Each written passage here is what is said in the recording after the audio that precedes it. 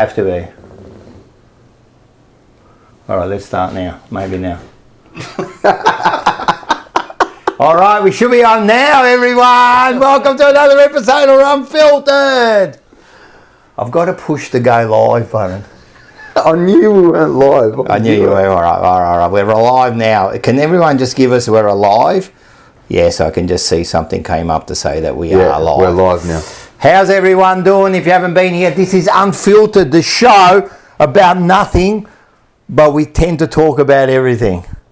I'm Rocco, this is Andy, and today we've got a special guest. You introduce him. We have a great man, a great Carlton man, by the way.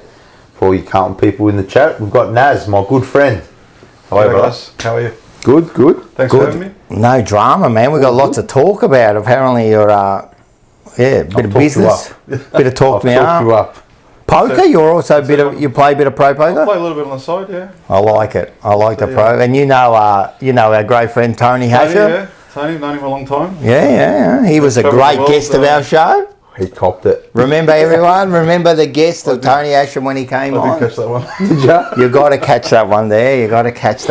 That was an interesting episode, that one there. Yeah. So it's been a big week. There's been a big week so far in the trades too. It all finishes tomorrow. Has been. So we'll get stuck into that. Going to be a big day tomorrow for the trade. It's going to be huge. Everything happens tomorrow. You know that. Everything happens tomorrow. You're a big Carlton supporter, right? We were just discussing. You're your genre. So yes, I've been following Carlton for a very, very long time. Yep. So you've seen the ups and the downs and the downs and the downs and the downs. Used to go and watch the resis and then seniors, and used to watch the kids coming through. I love that. Yeah. That was a moment in time, just never forget. So. Yeah, 100%. Princess Park time was the best, man. It was just such a good time to go there. It was our own home ground. We used to always go onto the ground after the game, have a kick, always. Every home game, man, we used to be on the ground. All our mates used to meet on the 50. We used to just kick until it got dark every time, man. Sensational. Those were the days, it was the best, man. Just felt like home. Mate, you missed out on those days, mate. Yeah. I've got nothing, man. We got to see finals. We got to see, the best players coming through at Princess Park. Stephen Kernahan and the like. So got some best. Hopefully, we got some stars coming through. We got some stars coming through. We do. We've got a bit of young talent on the list. Yeah, 100%, man. Got Jagger coming in next year. Jagger will be good. Harry Dean will be good. You know what I mean? And then we've got a couple of young kids that we've drafted already. Maybe a few coming in. You know what I mean? A different look. So, but we'll get into that. I want to get into some other stuff before we go into that. First of all, I want to say just quickly. Shout out to everybody in the chat. Yes. Just drop some Mention a few people. Shaq, Logan, Jacana, Rocco's always in there, Riz is there, Enzo, of course, Michelle. Love you all. Thank you for tuning in. For everybody else watching. Jacana, Aiden's in there. Buckle up, because last week, for everybody who watched, did you watch last week? I did. Last week, I'll tell you what, Rock, it was great. It was brilliant viewing. For most people. Yeah. Listen, we did get a few, and we'll get into this. Last week there was a bit fire. We'll get into it, Yeah. And what we've done is there's a few additions to the studio. First of all, we got Leonardo, my favourite Ninja Turtle. I was going to say, I like it. I like it. He's ready to get. Why is he your favourite? I don't know. I always liked Leonardo because. Remember when Ninja Turtles first came out? It was huge, and Leonardo, I loved Leonardo for some reason, the pizza eating Leonardo, and I just loved him. And so I was going past Victoria Market, and I seen him just sitting there, and I thought that's going to be perfect for the studio. Love it. And then we've also, we got the gong. You do the honours. Right, this is the first gong. So whenever we get a super chat or anything, we're going to get the gong. Let us know how that sounds. How does that sound? If it hurts your ears, we'll work it out. Right? And the super chat gets a gong. And also, if things get a bit heated. Whenever things get a bit heated, I'm going to be the mediator. He's going to calm it down. Just settle down. That's my... Zen that's time. That's when things get heated. Zen time. I love it. What we're going to do is, I thought we're going to start with something because we did get some messages last week, and I don't usually respond to messages. We did. Right? But this time I thought I needed to have my say. So I think I'm just going to bring one of my favourite segments from the Jumper Punch. Bring it out for it.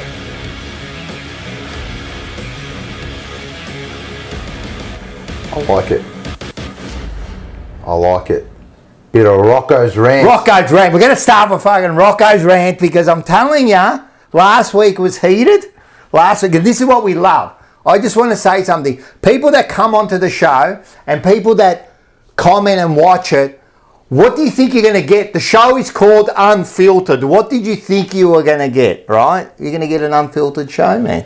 We're going to be honest. We're going to be raw, right? So, hopefully today's not as fiery as last week. No, it should be alright. Should be alright. Unless we disagree. Unless we fucking unless we disagree with something. Hey, two libos on one, I tell you. No, exactly. I want to have to start, mate. I got 5 outside waiting to come in. And also thanks to Naz, he brought the bell. Fantastic. What are they? What's this? This is called Halal with the Juban, so it's like a cheese thing. I can't say that. And this is just mixed baklava. No, the baklava. Go, the first ever one. Here we go. Mark Smithies. I had to be the first. You are. Mark said he's first. Thank you thanks for for the the $10. You are Appreciate a star, man. You are a star. Love it. Love it. We got the zone. We thought we were going to go like siren. What are we going to do? But we're going to do the siren. We need calming. We need to calm something down. a bit more relaxed. So last week, right, we had a little bit of a fiery kind of thing, and I had some comments. I don't usually answer to the comments, but I thought this week, you want to make a comment, you want to be a star, I'm going to make you a star. First comment came from Equality. And we love Equality. Equality, he lives in the States, yep, and he answers all our he's always answering. Rocco with the receipts, I like it. I love the receipts. And we can all read this. It says, Rocco quoting the Minibari from Babylon 5, religious beliefs now, scientific facts as well, of course. Just appreciate the irony. This is my response back to him. Irony is a beautiful thing, mate. If the Minibari makes a good point, I'll quote it, my friend. Be careful with the condescending tone. I build this stuff. I don't just throw checks from the sideline, which you seem to do. So just relax with your condescending kind of comments there. Not yet. But in saying that, we love, keep commenting. I love it. The second one I want to bring up is from Andrew Longdon. Oh, I saw this. He said, so Rocco, you believe in everything was created from nothing. Our biology is so complex that it's like a tornado blowing over a scrapyard and a complete aircraft was created. Is that believable? And we are 666, 6 carbon, 6 electrons, and 6 silicon. And no silicon. Go Blues. Fantastic. Now, I just want to say something about Andrew. First of all, Andrew's a star because we ended up talking for 2 days on chat, right? And he's a star, and he actually went back and apologised because he researched it after I gave him the facts, right? And he said he apologised, and he was a bit drunk when he wrote the message, and I completely understand that. And we just went back and forth, and he's a star because we actually had a conversation after that, right? And with the tornado, analogy, that's the most. I told him, which person told you this, because that analogy is the most ridiculous analogy in the world. You don't get it. We know where an aircraft comes. It's the watchmaker analogy. I've heard it all before. You're walking along the beach, you see the watch, you know that it was designed by someone. Because the watch was designed, that means everything was designed. No, we know a watch is designed. We've seen it being designed. I can go and watch someone make a watch, all right? So that was the thing. He understood that. But the one that got me, and we had a little bit of discussion, was evolution. He said to me, if evolution is true, why are there still monkeys, right? And I actually laughed at this because this is the most OG of arguments about the monkey. Why are there still monkeys if we evolved? First of all, evolution, the theory of evolution is more accepted by scientists than gravity. That's how strong the theory of evolution is. He asked, where are the transitional fossils? Mate, I'm not here to educate you. Transitional fossils are there. You can go and check them out. If there are 10 transitional fossils and we've got 2, 4, 5, 6, 8 and 9 and we're missing a couple, and we're missing a couple, I've been waiting a week for this, and we've been missing a couple, it doesn't mean that it doesn't exist. So it's true. But the monkey bit, I just want to clarify something here. We did not come from the chimpanzee.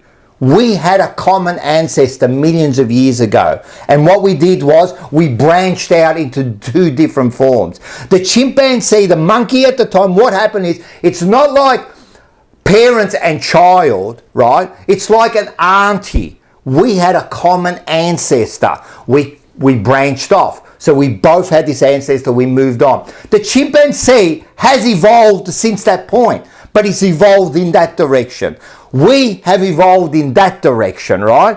The chimpanzee has evolved and we have evolved. Just because there's a chimpanzee, it doesn't mean why are there still monkeys? Because they have evolved. We had a common ancestor. It is a ridiculous, if you come to me with that argument, I laugh at you and I can't talk to you anymore, because it's just ridiculous, right? There is more proof about evolution than there is about gravity. Just remember that. I know Andy's looking at me and that, but you can look at me as much as you want. No, I'm looking at it because you know what I think. Yeah, I know what you think, but the proof's there. You can't deny proof. The proof is there. I don't deny God. No, but you cannot deny God, but you can't deny proof. You can go and check it out, you can go and study it, you can go and see science, you can go and do whatever you want. The proof is right there. Look at who pays for these studies and who's paying these scientists. Well, who pays for the fossils? Do they make them? Do you reckon? Oh, they make them. I don't know, mate. Now you're going too far. I don't know. So as I said, we don't come from the chimpanzee. We come from a common ancestor. So it's pretty simple, man. Like it's not what you think. So when you come with that argument, I can't be bothered with it.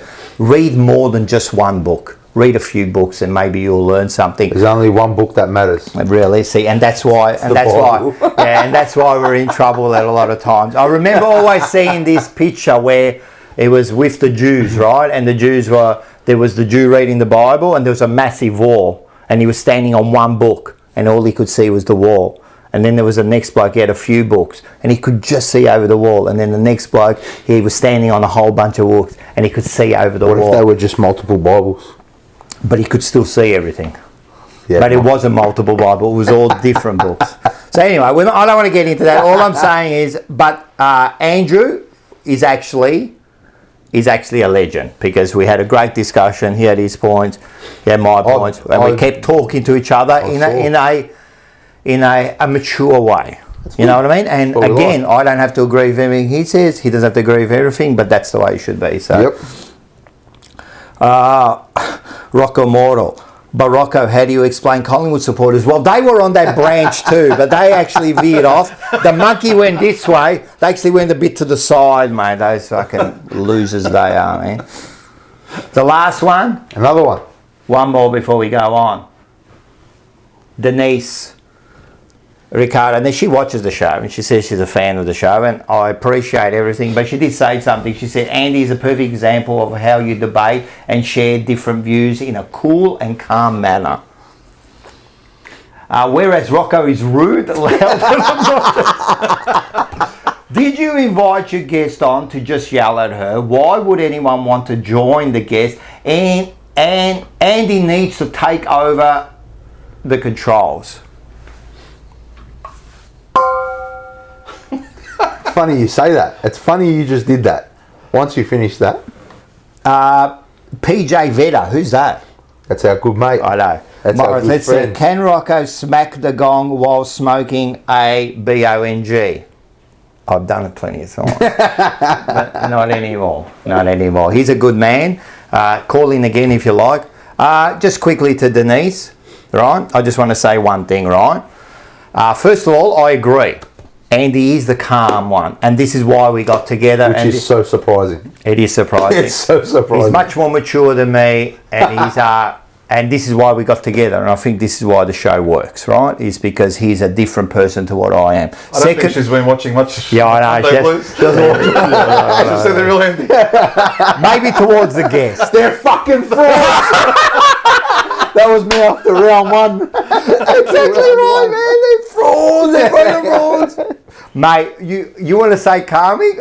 I wish I videoed Andy after the Essendon win. Then you tell me how calming he is. But you're right, he is a good. But I think that's what makes us work. 100%. And when I get my guest on, when I got the Crystal Lady last week, Explicit Empress last week, we messaged each other for a month or so, way before the thing, and she knew exactly what was about to happen. She knew exactly, and I said to her, I'm going to question you because I'm a skeptic and I don't believe in this. And she said, that's fine, I've had plenty of that. I've dealt with Sagittariuses like you. No drama, man. Jump on. All I want to say is, was I yelling? Yeah, do I raise my voice? Come to one of my Christmas dinners and tell me that I don't raise my voice. You don't know what raising voice is. It doesn't mean at the end of the day we kiss each other and we say goodbye. Yeah. Raising the voice does not mean I'm pissed off at you. Raising the voice is just the way I speak. If you don't like it, seriously.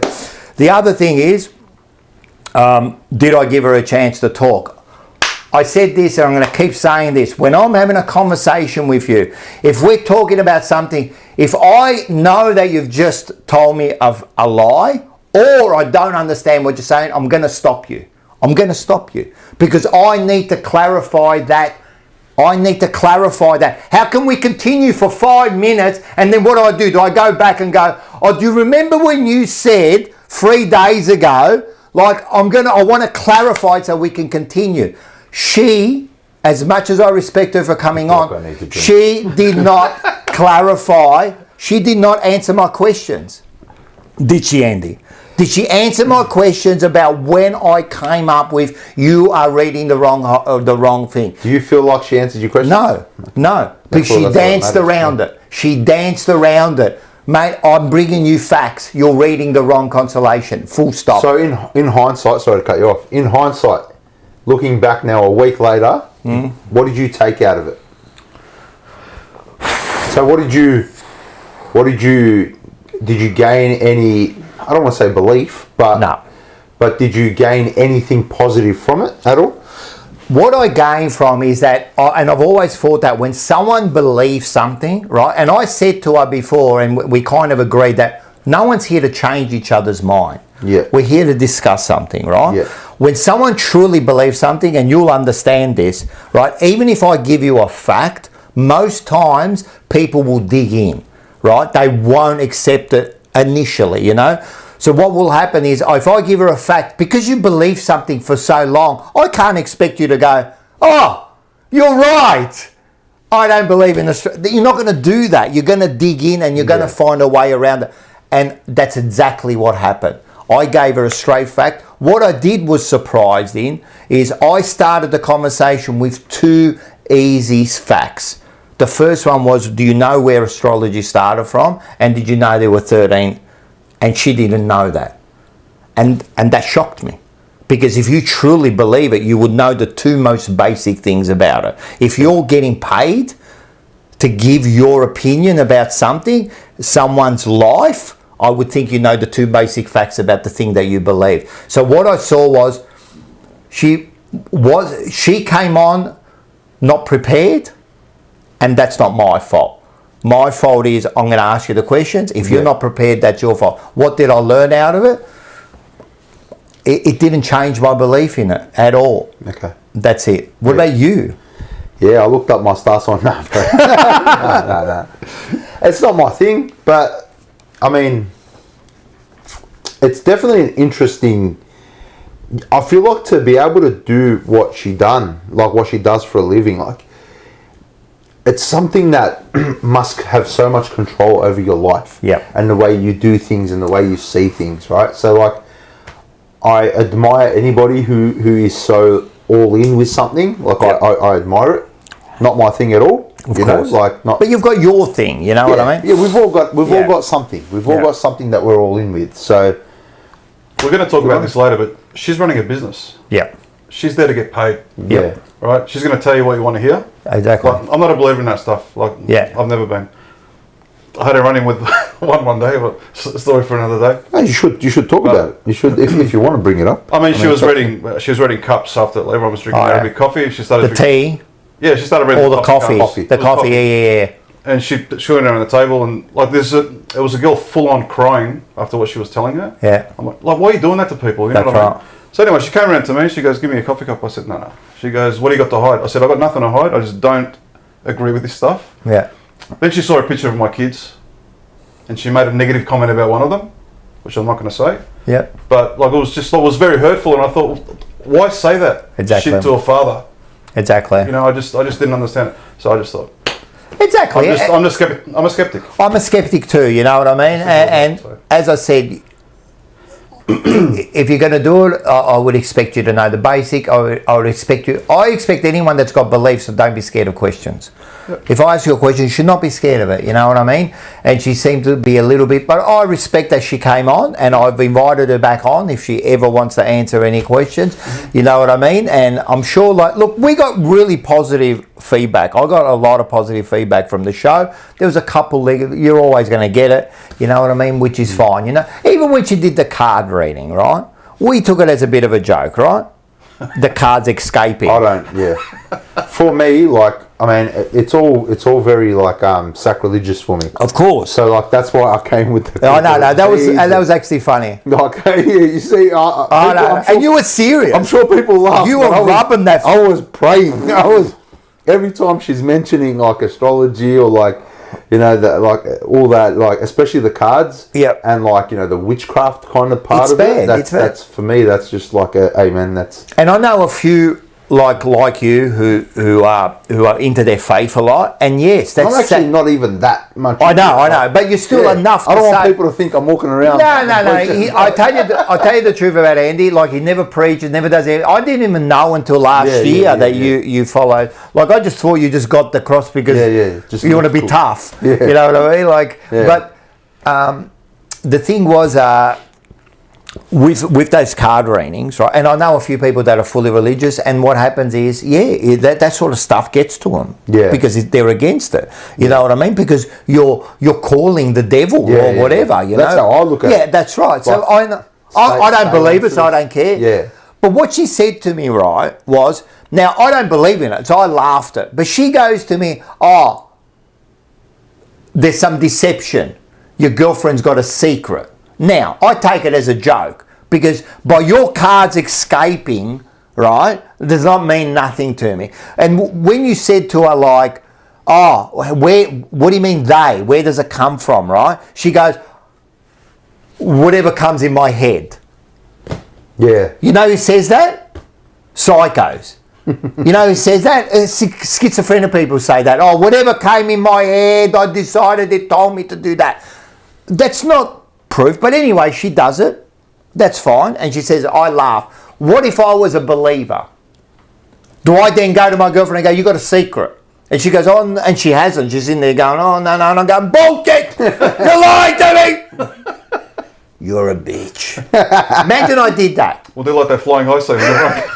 This is what I mean. You got to be. That's right. You got to be careful with that kind of stuff. That's all I say, man. You got to be really careful with that sort of stuff. You got to be careful, like you can't give that sort of advice on life. It's tough. Yeah. Right. But again, there's a market for it. Like if you hear anything positive, you're going to hang on it, and you're going to think, "Fuck, this is going to happen." Well, I'll give you another example. You know when she did your thing, right? I didn't count it, but how long did she go for?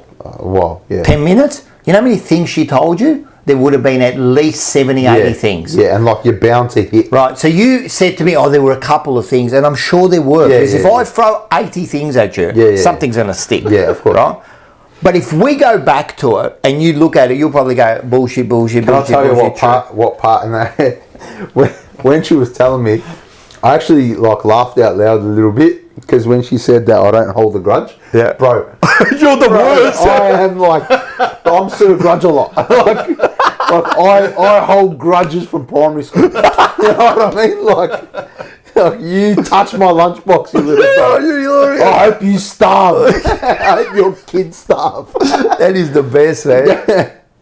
Yeah, so that was, look, it was a No, cool, listen. it was a cool experience. I loved it. It was a different experience. Yeah. I learnt a couple of things from yourself and her as well. It's not something that I would probably ever, reach out for. Like I wouldn't. But again, like I respect anybody who's all in with something and someone who's so passionate about This is why I wanted her onto it, because I wanted to know like how someone thinks like that. Like what's going on here? Like why are you so passionate about it? What are your beliefs? Like it's interesting. Yeah. It's interesting to learn these things, you know what I mean? So but anyway, it was fun, mate. It's good to go through the experience. 100%. I'm not that bad of a person, trust me. I'm not that bad of a person, eh? Well, hey, honestly, like I said, I loved what she I love her passion. Like anybody who's passionate about something, for me, you got to be passionate about something. Whatever it is, I don't care. Of course. I don't have to like it. Of course. I don't have to be into it, as long as you're passionate about something, So. The only fucking future I want to be ready is when are Carlton going to win a premiership? That's the only Well, you know what? No one knows about that future. No one knows about According that to future. Rocco, we're in the business of not winning premierships. Well, yes, we are. Yeah, it looks like Wow. that. It looks Well, like they don't care. Of recent times, They don't care. agree. We used to be. You you got the glasses, Rocco? Yeah, grab the glasses. Right. You can pour a scotch, and what I'm going to do while you're pouring the scotch, Yep.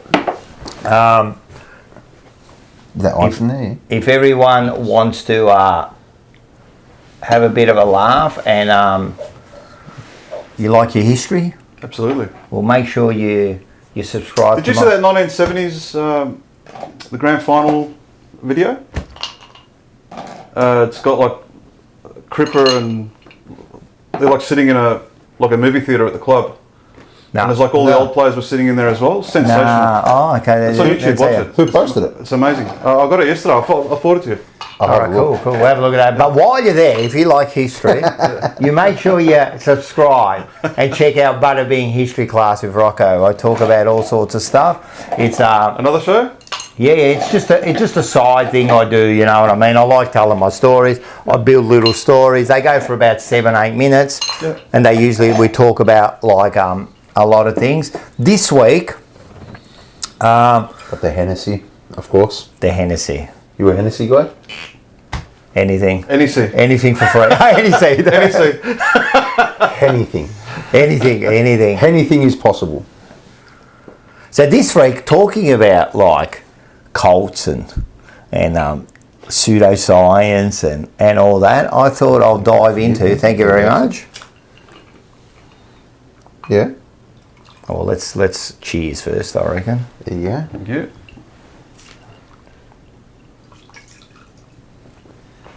Cheers, Cheers, boys. guys. Cheers, guys. Thanks for coming. To all the viewers. Viewers, of course.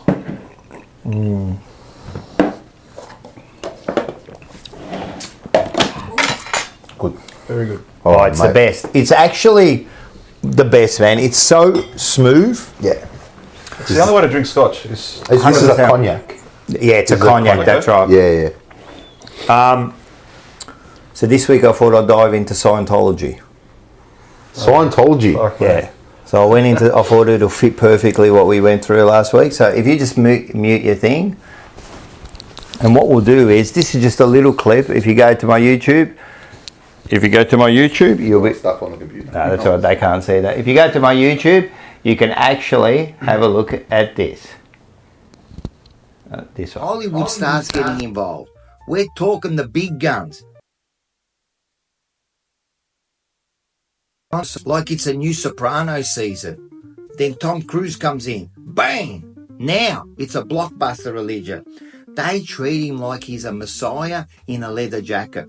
The church even builds a custom aeroplane hangar for him. I mean, I can't even get Wi-Fi at my place, and this guy's got a private Scientology runway. All right, so that was just a little bit of a little snippet of what you see. So go down there, watch it. It's interesting about Scientology. I love it. I love Scientology because it's such a new religion. I mean, Is it a religion? I mean, it is, technically. well, it is. We should start a religion. They don't pay taxes. That's the best part of it. That's They don't why, pay taxes. Well, religions don't pay taxes. My bottle-o's a religion now. Yeah, if you start the bottle-o Don't get religion. me started on the tax. Yeah. So is it a religion? Yes, it is a religion. It was started. You know what's funny, because and you'll see in my little story. I go through everything. He started as a pulp fiction. So he used to write short stories. He's actually got the record for the most short stories ever written. And he used to write about aliens, spaceships. And he once said that, you want to make money, start a religion. So we did. He starts a book called Dianetics, where it's about, they look into you and they pretty much like a religion. They tell you that you're absolutely fucked up and you need this. And then he turned it into a religion. And eventually he got the big guns in. And it turned into a blockbuster. At one stage in LA, if you weren't in Scientology, man, you were a nobody. You were a nobody. Doesn't that speak on the culture of celebrity, like in the influence? For sure. It's massive. For sure. And America's weird like that. 100%. Like, I feel like Aussies, we take the piss out of our celebrities. Yep. And we don't really worship our celebrities. Yep. In America, geez, they like worship them. Yeah. It's pretty bad. And I mean, if you're following a religion because of a celebrity. Yeah, well, that's how trouble. that's how they got it to a certain level when they got Tom Cruise. Well, first they got John Travolta, and then they got Tom Cruise, and they kind of booted John Travolta down a bit. But he's like a messiah. He's like a messiah. Didn't Travolta's son pass away because he refused Yeah, I'm not a sure. blood transfusion or something? Could be. Yeah. Jehovah's Witnesses believe in that. Jehovah's Witness does the same. I actually know a family that happened. Did you see that video where Well, the guy lets them in his house and he walks them through the house and he's living on the edge of a cliff and he opens up the back door and lets them in? Have you seen that one? Oh, the movie. No, it's like just a short Oh, comedy yeah. thing. Like a thing. Just, that's funny. Yeah, so Tom we don't Cruise. Yeah. want to offend anybody here. No. It's all fun. It's all fun and games. But as I said, it's a good thing. Scientology is a. Oh, it's. I can't believe it. And the funny thing is, you can look him up and you can see he was a con man. You know, it's him, and the same with Mormons. You can see that the bloke were con men. They were. Yeah. Right. Because they were criminals. And they built it, and everyone knows that. And they join, and then he gets caught, and they all know it, but still it thrives. Like so, it's something that, I mean, they keep him up with the Vatican. They got property everywhere. That's crazy. And to get to like the top level, I'll put out a short video tomorrow. To put it at the top level, it costs you hundreds of thousands of dollars. Because what happens? So progress in your So you progress in every level. So every time you progress to a level, you got to pay to get to the next level, until you get to the top. And I think it's only like Tom Cruise is at the top. But every time you think you're at the top, there's another level. And it ends up costing you like hundreds of thousands of dollars. And you pretty much give your life away for Scientology. You do everything for them. Crazy. It is crazy, So everyone make sure, bada bing, history class with Rocco. We got Luigi Trotti. You want to read that out? He's from Italy. Okay. Luigi. Since science became commonly accepted a couple of centuries ago, the God of the gaps theory was created that consistently placed God where the sciences couldn't place explanations. Yep, 100% right. So what the God of the gaps is, and I understand. If you don't, if you. So what happens when you don't understand something? Like just say, for example, you go, the perfect one is this one here, the Big Bang, right? It's a commonly known theory at the moment. This is what they believe in. But what they'll say is, what's before the Big Bang? Now, no one knows. But what religion will do is say, God was there. So whenever there's a gap, they'll put in the God without an explanation. That's what the God of the gaps is. Every time there's a gap, we'll add a God into it. But to me, if you're just adding an identity in there, all you've done is you've just added another mystery. Like without solving that mystery, that's all. You know what I mean? Do we really know? That's the God of the gaps. But Luigi, he's all the way from Italy. He's a big Carlton fan. Right, and he's also a big fan of the show. He's been watching for ages, so all the way from Italy. Thanks for tuning in, Luigi. There is what is that? What is that? How do you pronounce that? What's that? under Enzo Valentino? Venus. Venus, like Venus X2. I think it's a small. There is a small one. Scientology. Venus. HQ in Melbourne, There next is. to the French in the Embassy. West. Yep. I've driven into it. Have you? Yeah, I drove in. Yeah. We were young, we had seen Scientology. I'm going to go. We drove in. And, Yeah, actually, there was an ad on one of the shows. There was an ad that a Mormon came on and said, if you're interested, click the link below and we'll come for a visit. I'm thinking, I would love a couple of Mormons to come here and we have a bit of a chat and see what's I going on. don't know much about the Mormon faith. They're a bunch of fucked cunts too. Yeah, They're worse than Scientology. really. Well, it's a new religion. He was Joseph Smith, who invented Mormonism, and they've changed it to the Church of. Oh, it's another name now. Someone will say it because the Mormons got a really bad name. There's actually a really good stage show I want to go and see. It's called the Book of Mormons. It's supposed to be really funny, right? It's really funny. It's a stage show, but so he came up with the religion because he wanted to make money, and he came up with he had rocks and he could look into the rocks and he could see the future, and God made him, like, and all this, and with Mormonism, they are stuffed up. Their people are really stuffed, man. They've really got some control over these people. They can't do anything, and at the end of it all, you get your own planet. Get a planet. You get a whole fucking planet. It's a good deal. Yeah, but they're real weird. Real estate. But he's another one. So he was an actual criminal. He was charged many times before he started the religion, right? And then he's another one who actually said, to make money, because it was a con man, always trying to make money. And then eventually when he did start, he said the best way to make money is to start a religion. And then he starts this religion. Crazy, isn't it? And that's another religion that you know that he was a crook. Church of Latter-day Saints? Yes. Is that it? That's the one. You know he's a crook. You know he made it up. I actually know some people. Yeah. They're Mormons. They're actually Mormons. Wow. So you know he's a crook. You know he made up this religion, right? You know it. You know that he did that, right? You know it. Or the stuff that he says, you know is fake because he practically admitted it. But it's still going huge. So it doesn't matter how much you can prove something. Once you've got the belief in there, you don't want to let it go. Just remember, religion is like Carlton, right? It's exactly the same. Everyone wants somewhere to belong. Mm-hmm. That's right. And even if it's a lie, people don't care. You know what I mean? So they feel like they're part of something. So yeah, they'll stick with it. And even though they know it's a lie. For example, the old religions like, Catholics and thing, at least they're 2,000 years old. You can almost hide behind the years, you know what I mean?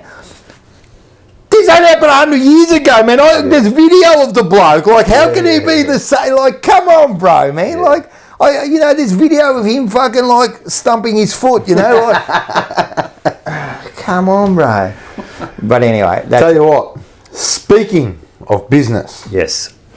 We've got a guest. We have got a guest. Naz, you're a businessman. I am. You're a poker player. Before we start talking about business, I want to pay kudos to both of you guys. I didn't even know these things existed over a year ago, and I started watching the Monday Blues, and then I started watching Rocco's show. Were you friends with him beforehand? No. Ah. So I used to go in his shop. Just started talking from there, and I became a sponsor. Road, Pasco Vale. Yeah, he's our main sponsor, I'm a GlobalNet. sponsor of GlobalNet. of his show. Yeah, our main sponsor. I watch most of the shows that are on now, so heaps of content, loving it all. So it's really What's your, apart from the Monday Blues and the Jumper Punch, what's your favourite? Favourite show? Yeah, what do you watch? What's other than our I like shows? Rocco's Tuesday show. I just said other than our ones. Yeah, that's probably my favourite one. It's funny, and Yeah, always get different guests on. yeah. Probably the three guys. Almost. Almost Blue Brothers, Yeah. From a footy content perspective, Yeah. they speak a lot of stats and pressure ratings and stuff like that. So it's always interesting to hear. Yeah. How'd you get into Carlton? Let's talk about your life. My uncle took me to the football when I was 4 years old, Oh God, these are superb, man. and Yeah, I they're became addicted fantastic. to Carlton. So Was We it a used to go Carlton every or- week. We used to go every week to a Carlton game, to a Carlton game, to a Carlton game. And then, like, eventually I got addicted. Then we used to own a milk bar down in Brunswick, and I used to just walk to the ground Whereabouts in Brunswick? on Union Street. Oh, yeah. So we had Oh, a little milk bar on Union Street. It's now a cafe. It's still there. The right. actual Wow. venue. Yeah. And yeah, just became a lover from there, mate. So So you whatever got to Carlton see. lost, I blame my mum. Why? I don't know. I just she was just there. That's fantastic. So I just used to blame her Poor for mum. for all the losses. But we didn't have too many losses back then. Nah, We those were days. we were the most feared, team. Those days were the best, man. Like being a Carlton supporter those days, used to walk around with your chest held out. Absolutely. When we moved to Etihad Stadium, which is now Marvel, that ruined the club. Yep. In my opinion. They took away. Who did that deal? That It was, was like a Ian 30 Collins. year- Collins. Was it Ian Collins? Yeah, 'cause Ian Collins- didn't he have shares or didn't he No, have- no. So he was like, yeah, he had some sort of share, but he was like, he was either manager, CEO of at the time Colonial or Yeah, whatever it yeah. was called. Yeah. So he would have got some sort of kickback because they were trying to get teams over there. They had Yeah. Essendon. I think they had Essendon. I think Essendon was the first one for sure. Yeah. I don't know who else had that. So they tried to get other teams in. Then they might have had St Kilda as a kind of, and then they try to imagine getting Carlton over there. So he made the deal and fucking moved them over to there, man, and it absolutely Killed us. it ruined Tore the us. heart out of the club. They tore the That's heart. exactly right. They tore the heart. So It just look if at there is a soul, yeah. they pulled the soul out of it. There is a soft. Well, they pulled it out. Look at Geelong's home ground advantage, mate. Yeah. If you go down there, you're going to lose. Like it's just that, everyone just gets scared that they're going to lose the game as soon as they play GMHBA. And we had that same thing at Princess Park. Like they'd come and just lose. You know what I mean? 100%, We man. just had them. Do you remember, like I'm sure you did, the 95, 94, 93, 95, 96, that period there, we would have lost 2 games for like 4 years there. Yeah. You don't lose. Yeah. You do not lose that game. Like it was just a fortress. You felt like it was home, man. Yeah. We haven't got that anymore, and we had it. We had it. You know what I mean? I remember they seeing could have 2 worked games, on 3. building that fucking ground into like a 40,000 capacity, right? They say about the lights and all that. First of all, you don't have to play at night, the first one. Second of all, mate, don't worry about the council. Look at the brown paper bags there. We would have worked the deal out there, man. Don't worry about it. We would have put fucking such MCG lights there, and the people around there shut up, right? Shut up, right? It would have happened, but I can't believe that one person just ripped the soul out of this club, man. Yeah. And from that point onwards, because just before that was the Elliott stuff, so all that kind of period, there was no one there to stabilise the club. Yeah. Everybody was kind of in it for themselves. Well, we had trouble, we had this, everyone was trying to like fix it up and then doing that, and he was in there, and I'm telling you that because we, like, in the old days, it was Princess Park. Carlton, Princess Park, that's what it was. Yeah. You took that away from us, bro. Yeah. It's And crazy. it was a whole day. Like you used to go with your family. Oh, it you'd was sit the down, best. pack lunch, watch the resis, watch the kids coming through, watch the seniors, have a Afterwards, kick after the game. then you could They go to took all that the away from us. socials afterwards, and you Yep. could interact with the players. I mean, Yep. I know that probably can't happen now, Yeah. but it was so good, man. And you kind of took away what we were all about, and now we've spent all these years trying to get it back. You know what I mean? And they're trying to get it back in a different way. Yeah. But the thing is, man, we had it. Why are you trying to reinvent the wheel? Sometimes the wheel is perfect. Like the wheel's perfect. You ever seen those memes and that you see like the triangle wheel? Yeah. What are you doing, man? The wheel works all right. You can't change it. And that was the same with the fabric of Carlton. It was perfect. Yep. Why did you go and Absolutely. change it, you know? And then ever since then, we've just been trying to get it back, and we can't. Financial desperation it was. It was. But was it just doesn't the matter. AFL crippled us. Stand your and- ground then, Andy. Yeah. Oh, I'm with you. But I think it was just desperation. I think the club was desperate. You know, they crippled us financially. Yeah. They crippled us on field as well for a while. It was a 10-year sentence. That It was, those fines and loss of draft picks destroyed us. I mean, look, 10 years, the mate, all gone. fines, absolutely. Yeah. The fines, absolutely. Even the draft, you can say, look, it affected us for a few years. Yeah. But I don't think the right people were at the club. And again, I'm young, right? So I'm super young. So my understanding of things is probably different to you guys who were probably older Of at the course, time, of right? I course. was maybe 13, 14 at the time when all this was happening, or 12 really, when it all started happening in 2000 or 2001, I think it was. Yeah, well, no, 2001 was still all right, but I think... Was it 01, 02? I can't remember, but it was something 102. like that, yeah. It was that early Yeah, 2000. so my understanding was that we just didn't have enough leadership off field. Yeah. Like you said, to say, hey, we're Carlton. This is what we're about. Yep. We're going to get through this. It was more Have about... a plan. Everyone kind of seemed to be about, how am I going to keep my job? How am I going to save myself? Yep. And unfortunately, with a football club, and every football club has this, you need to have selfless people at the helm. Yep. People who don't put their personal interests at the forefront. Yep.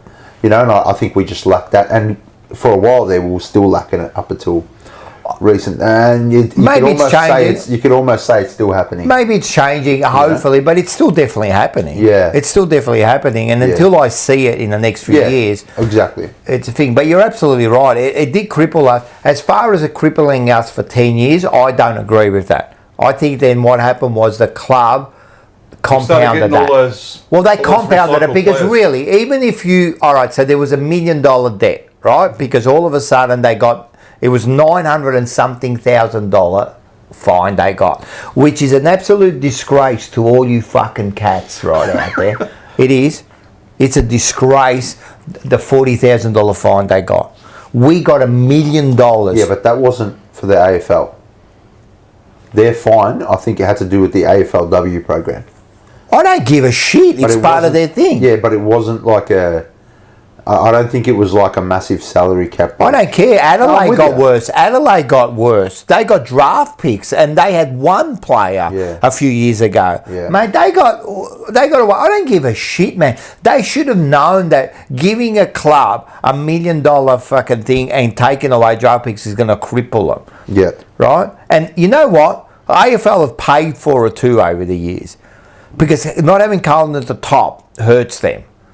Right? So I just think it's a bit of a disgrace. They gave us that fine. All right, so we work out a way to make them. I know it's a lot of money, but not for a football club. Let's be serious. Yeah. Like, we can work that out. Yeah. As far as like the draft picks and being like, people are still blaming that for now. Yeah. Come on, bro. After a couple of years, man, we should have moved on. But this is what I mean. We didn't have enough leadership off field to just steady the ship. 100%. You know, things went a bit like left, and then it went completely left. We couldn't. Maybe they tried to overcorrect, and bring in Dennis Pagan probably wasn't, like the best thing for the club. Maybe Wayne Britton wasn't the best thing for the club. Maybe we needed Pagan instead of, or a senior figure instead of Wayne Britton. There are so many what ifs and could haves, but ultimately for me, like in my opinion, I think it was just we didn't have the right people at the helm. And we still suffer from that. We still 100%. have PTSD from poor leadership, poor management, and as fans, we're very heightened. And I use this word a lot when describing Carlton people, because we've done it so hard for so long, and like we all say Graham Wright's great, agent of change and all this, and I guarantee you every single Carlton fan right now is looking at that Sydney offer, and we're all very heightened. We're all very, what are we doing? Are we going to do this? Are we going to do that?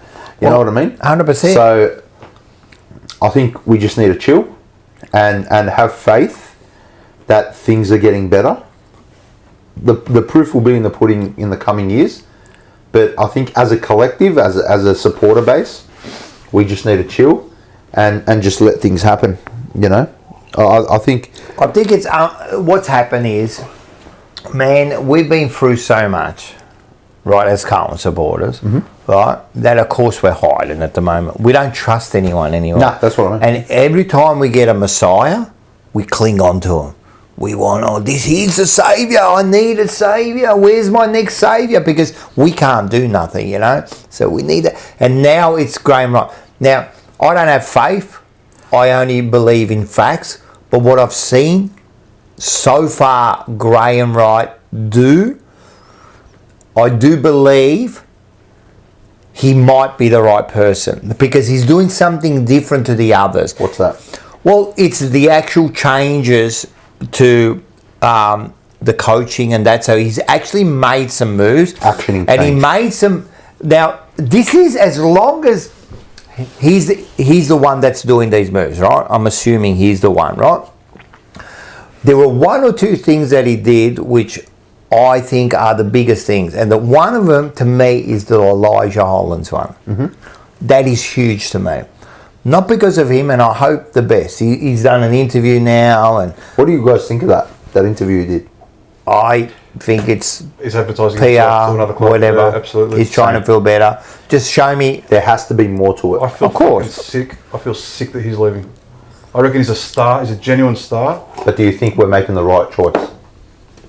Look, no one's going to take him. So at the end of the day, we've got the option to play him next year. Now, you said something interesting. And if you watched the paper trades last night with Paul, right, he said something that resonated with me, and I thought no one else has gone for him. That says something. Of course, yeah. That says something. Of course it does, yeah. That's why I don't believe his story. No, And you know what? Whether I believe it or not, it doesn't matter. That's it doesn't matter, right? But you can't tell me that it's just the problems that you said. He said, you know, it Just was like drinking inside. just Come on. a bit of a drink. Mate, have a- You cannot tell me that is the reason why 18 clubs don't want you on their list. 100%. That's not how AFL works, 100%. right? You got players like Jamara with his well-known Same. issues. You got players like Clayton Oliver, Same. Jordan DeGoey, Yep. even Dustin Martin back in the day. Yep. The difference is with like a Dustin Martin. Quality of play. Fuck, he was proving it week in, week out. I understand that. Yeah. But still, Yeah. you know what I mean? You got players who you know, they did long stints on the sidelines, yet were welcomed back into the club. Yep. There's got to be more to the story. 100%. There just has to be. There's always more. Of course. There's always more. He's only going to tell you what he wants to tell you. Just remember Yeah, that. Of course. He's advertising himself. He's just realised, hang on, Carlton's come out and I've said, just messed up. Carlton's come out and said, we're not going to, like, we're happy to pay his contract out. And they Yeah. publicly said that. So he's like, And that that's balls. is my biggest move. Yeah, I love that. And, you know, like, there were a few things I didn't like what they did, but that one there I loved. And I know his quality. That's why I think it's a good move. You know what Because I his love? quality. You know what this season I loved the most? When De Koning went to him and said, I want to stay, and he said no. We need the draft pick, we need the... I don't think he's ever said he wanted to stay. Like, he would have wanted the money. He did say he wanted to stay. But for the right money. For the right money, of course. Yeah. Yeah, of course. Yeah, yeah. But they And he said, we no. need the room, Yeah, our cap, exactly. and we need That's the it. draft That's picks. another good move. I like that. Absolutely. The only thing I didn't like was them playing him into London games. Yes. Or was that Graham Agreed. Wright's, you know, did he have a say in that? Probably not. I think he did have a say because you could sit there as a committee and go, rightio, contract's there. You tell me if you want to sign it or else, mate, I don't want him to play. And for the benefit of the club, he doesn't play. I don't care. I'll put him on 99 games. Fuck him. Because they knew. Yeah, of They course. knew from months ago that he course, was leaving. 100%. Why Of are we course. playing Everyone him for? knew. Of It was course. just a well-known fact. Yeah. I But just don't so there's a few things there that I see that I go, you know what? They're on the right track. I kind of believe. I like it. Enzo Valentino. We love Enzo. Enzo is a star. Legend. Don't buy your ticket or else he'll fine you. But Oh, that's right. on the Come down to Devon Road. I need someone. at no, Devon he's Road. a fucking on the Train trams. steps. Oh, tram. Yeah. Fuck. Who even catches a tram? Oh, in the city they do. Isn't that free? A while. No, within the city it's City free. Road, Yeah. This, that. Yeah, Yeah, yeah. there's trams. Yeah. We need 23 saviours out there every week. During the season. You ain't Exactly. wrong. You're not wrong, Enzo. 100%, You're not man. wrong. Thank you for that donation, mate. Appreciate it. Thanks, Do Enzo. you guys think that if this deal falls through, that he can walk back into that club? Yeah. I hope. And they'll give him the respect. Fuck! Don't get me started on the dog. He has to. He has to. Honestly, what's on the table right now from the Swans, I wouldn't take it. Same. It's just me. I don't think it's a good deal. I know you're keen on it. Yeah. The only thing is that I heard about they want pick 22, so I would negotiate on that. But as I said, to me, Haywood is the man we wanted. Yep. I know you would have wanted a Goulden and that. Yeah, Let's yeah. be serious. But Hayden's the one, and we actually were after But why him last aren't year. we being serious? Huh? Well, why aren't we being serious when we say we want a Goulden? I think they were. Of course, and we should be. Yeah, but I don't. You're giving them a two-time common Well, medalist. there's two things about that, right? First of all, like they're going to want to do it, and second Yeah. of all, Goulden's going to want to go too. Maybe course. he doesn't want to go. Maybe his family's there. Yeah. You know what I mean? So there's a whole thing. So we got Haywood. The two first draft picks are important to me. The one for this year, right, and the one for next year. Remember the walk. We need it for next year. We need it for next year. So you're going to get them too. You got the Haywood. So the thing is the steak knives, you know. That's what I want. I want steak knives now. But you got the steak knives. We don't, because they want. I want a fucking steak as well. They want our 22, and then we're going to negotiate. No, I'm talking I don't want about- to give anything up. I'm Other than talking the curly-headed dog. about the other player they've offered. What's his name? Florent. Florent. I'm talking about Florent. He's the steak knife. Like was getting dropped. He was getting dropped in I a know. team that was 15th on the ladder. I agree. But they did give him a 4-year deal, so they thought he was something. So all I'm saying is the three things we got, like the two first rounders and the Haywood, top stuff, right? Just that last pick. The last pick we've got to kind of, I reckon there's a way we can work that out, because then we can get a pick to get Yep. So we got that. Now you're talking about the last one is the last player, right? Can we get something better? I'm sure they're negotiating. I'm sure they're saying. That's what I mean. Look, as it stands right now, I don't like it, but it's a good start. It's Yeah, a good 100%. foundation. Yeah.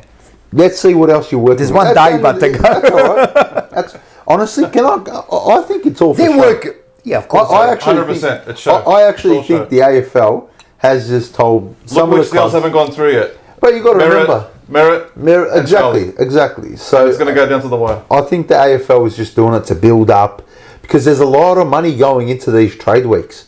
There's a lot of, they got trade radio, they got trade TV on Fox Yeah. Footy. Yeah, of course. There's a lot of money. 100%. There's a lot of advertising, so there'll be a lot of eyes. Did they actually show it? Yeah, they got The last day? I think the last day. They have the last few couple of hours. years. They've shown. I think last year they done it, and the year before. I think It might have been because just I the last remember day. I remember Padley one. I was watching it. Same here. That's As right.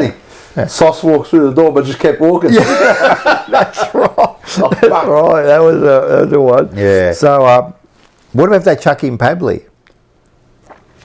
How old's Papley now? He'd be pushing 30. He'd be pushing 30, but he'd be Take all him. right a couple of years. Take him. Yeah. Take him. If we're serious about, maybe pushing for finals, I don't maybe. think. I don't think we are, Nah, but maybe. It can't be. Can't be. But I'll tell you what. I think we are. But I'll tell you what. Why? You're talking to Captain. I'm telling you. optimism. Yeah, I've kicked him out of my shop. Look, there was a lot of little reasons that went Why? wrong this year as to why we had such a bad year. 4 knee injuries, missing Walsh half the year, McKay was off half the year, Charlie wasn't fit, they're doing pre-season. All these little things add up, man. We were in front nearly every game this year. You think you can You make can't tell up? me. You think you can make up 6-7 games? Absolutely. Nah. We were in front against Hawthorn, in front against the Bulldogs. Like, how many teams were we in front against? So what? And we just fell in a hole. I was in because front. I've been we in had front. too many kids playing this year. I'm going to ask you the not same really. Too many kids, right? I can't agree with you. I don't think we're that good. I believe that it's not all doom and gloom next year. I think if we get those players in and getting rid of Curnow, Ainsworth and Haywood. I'm so I'm happy telling with you, that. all I of a like sudden, Ainsworth. our forwards are He's looking the good. guy. This is what I was going to say to you. With our additions, we're a different team. Yeah. Right? We're a different team. We're going to be moving the ball differently, hopefully. I've got a question for both of you. So you don't think we'll make finals next year? If you had to call it right now. No. Same. You'd say yes? We're going to finish 5th to 8th. 5th to 8th. Okay. Far out. I'm going to ask you a question. All right. So we finished, where do we finish? 11th on the ladder. Yep. Were we 11th? Okay, I thought we finished 12th. So it's only 3 spots, brother. Yeah, but wait a sec. 3 spots in 6 games. Hang on a sec, bro. Hang on a sec. Who above us comes out? Does Sydney fall out if they get Charlie? I don't Well, think Sydney Sydney's didn't make the Right, 8, but they finished 9th or something. They I don't finished think 10th. Sydney's a good side. Right, let's So put you that think aside. we finish above But Sydney? they're getting Curno. And? So you think we finish above Yep. Sydney? Okay, Oh, that's well. 1. Oh, so we moved to Western 10. Bulldogs. Do you think they're thereabouts? They'll be up. Okay. They'll be up there. Hawthorn. Hawks will drop out. Hawks will drop out? Fuck! That's 2 spots. They've lost Warple. That's 2 spots. We're 9th. They've got no midfielders. We're Who's 9th. left? Warple was barely playing, to be Oh, fair. No, he was playing every And game. if they He get was Zach injured. Merritt, If they get Zach Merritt. so If they don't get Zach Merritt, they've got no midfield. okay, so John Newcomb's a handy footballer. Newcomb, 1. Who else? I don't know their team that well. Okay. I think they're a good side. But anyway, all right. They've got Gold good young Coast. talent. Gold Coast. Gold Coast, I think, are going to be thereabouts. Freo. Out. Nah, I think they'll get better next year. Mate, they're frauds. Nah. Every year everyone says Freo, and then they fucking fall I out think at the this year they showed they're not frauds. Yeah. I just think they buckled in that final. I just think they didn't have that finals experience and they buckled. GWS, thereabouts. Yeah, they're thereabouts. always thereabouts. Thereabouts. This is an interesting one. The filth. Out. You think they're out? Out. So far you've knocked 3 sides we're out of so we're the 8th. top 10. So we're And 8th. 8. So right now we're 8th. Let's talk about Collingwood. Like, they've got an ageing list. They've just lost their full forward. I was about I to actually say They words, got. They need a I actually backman. think you're right about the Collingwood part because Yeah. I think they played above themselves this year. Yeah. Yeah. And now by losing those players, Yeah. like even though they're not great players, they're not picking up anyone. They got no Yeah. draft picks. Yeah. Brisbane probably win it again. They'll win it again. Right. Geelong, they'll be up there. Adelaide. So you think Geelong's going to be up there? I reckon they had the easiest run of all I time know leading you into did. the finals. I know you did. But they still won't miss the 8. They won 8 games against the But 4 they- shittest sides. but But they they won't get miss by the like 8. 100 point. But they're going to get that run again. That's what they do. The AFL compensates them. Plus they've with got an easier we run. talked about it before, and the fucking home ground advantage, man. They got the home ground Yeah, advantage. they won't miss the 8. Yeah. They might miss the 4, but Yeah. they won't miss the 8. Adelaide. Adelaide will drop out of top 4. I reckon that's going to But they'll mentally. still be in the But they'll eight. still I be reckon there. that's going to mentally So scar them. we're Those 8th. 2 Roughly, we'll be sitting around. We've reached that 8th spot for you. I don't think we can beat any of the teams above us. losses. Okay. I'm looking at this and I just think, What if we, right? What if this happens, right? Because trust me, they're talking to Port already. They've got a deal already I know. ready to go. If it all happens, I don't know if they've decided, but I'm saying if there is, don't think that they'll wait for the deal and then they'll negotiate with. They've already talking to Port saying, if we get this and this, would you think about it? Right? So it's all there happening. What if get rid of Curnow, we get the Sydney deal, we just change those draft picks a bit, right? We're getting Harry Dean, we're getting Jagger Smith, and we chuck Butters in the middle there. well, I think without Butters, we're already a different side. Yeah. If we Right. chuck Butters, you reckon we make the 8? I think we finish top 4. I'm not saying that just for Butters. I'm not saying The just whole for thing. Butters. The whole I'm thing. saying Butters comes in, all of a sudden, Walsh Yeah. has help. Fucking hell. All of a sudden, Jagger Smith comes in with a little less pressure. 100%. All of a sudden, Ollie can run a bit more Yeah. free, right? You don't need to put Jesse Motlop in the centre. He stays at the front. Every second contest. We've got Ainsworth and Hayward. Ainsworth comes in, Hayward. So all of a sudden, you've got You know the other one we keep forgetting about? Nick Newman. McKay. Well, no, McKay there. Newman, of course, will come back. Is going to be a Yeah. huge thing. Kemp. Is Chera. I still think Chera's a I've been huge... saying it all year. I've been laughed at. I was laughed at. I reckon all year. Chera, with the other players coming... I think... You know he come third in the fucking best of I was having arguments with people this year. They were like, Chera's shit. I'm like, he's not shit. He's playing a very important role for us. It's just not... He's not getting the disposals in the positions that we're used to seeing him getting him in. And he finished third in the best and fairest, and I've never been more vindicated in my life. I'm telling you, like I like Chera. I know, and I I know love him. Mars is a big like in there. You know what I think it is with Chera? It's the high price tag Yeah. and the high draft pick. Yeah. But I still think that with the Walsh and that missing out this year a little bit, and and we lost Kennedy, that I think it put a lot of pressure on Chera. Chera's not that player. If we do get a Butters, imagine Butters, Chera and Walsh delivering the ball. See, Chera really had an opportunity for me to stand up more than what he did in the centre. But do you think they play But they didn't play him there. But He wasn't playing in the right spot. Exactly. But I just don't believe he stepped up when we needed him to. But is he that player? Even though, the previous year, who led our tackles? Chera. He's definitely can play the game. But to me, he's not that player. It's like Walsh. Yeah. Walsh at times is getting 12 tackles a game. Yeah, What the fuck are you getting 12 tackles for, mate? No wonder his back hurts. Yeah, you're our Mercedes. Yeah. You're our Ferrari. Right. You saw how much we missed him in those last couple of games. 100%. He's a champion. That's mate. why, for me, I'm not... If we lose him, they'll tear the frigging grandstand down, I'm telling you. We won't lose him. you We gotta won't sign lose him him. up. He's going to sign, and he'll sign long term. I've been hearing rumours he wants to go to... I'll tie his legs down, bro. He's not going nowhere. Like, his whole family's Geelong supporters and, Fuck. Oh, I don't want to swear at his family. It's We sick. still like Sam Walsh.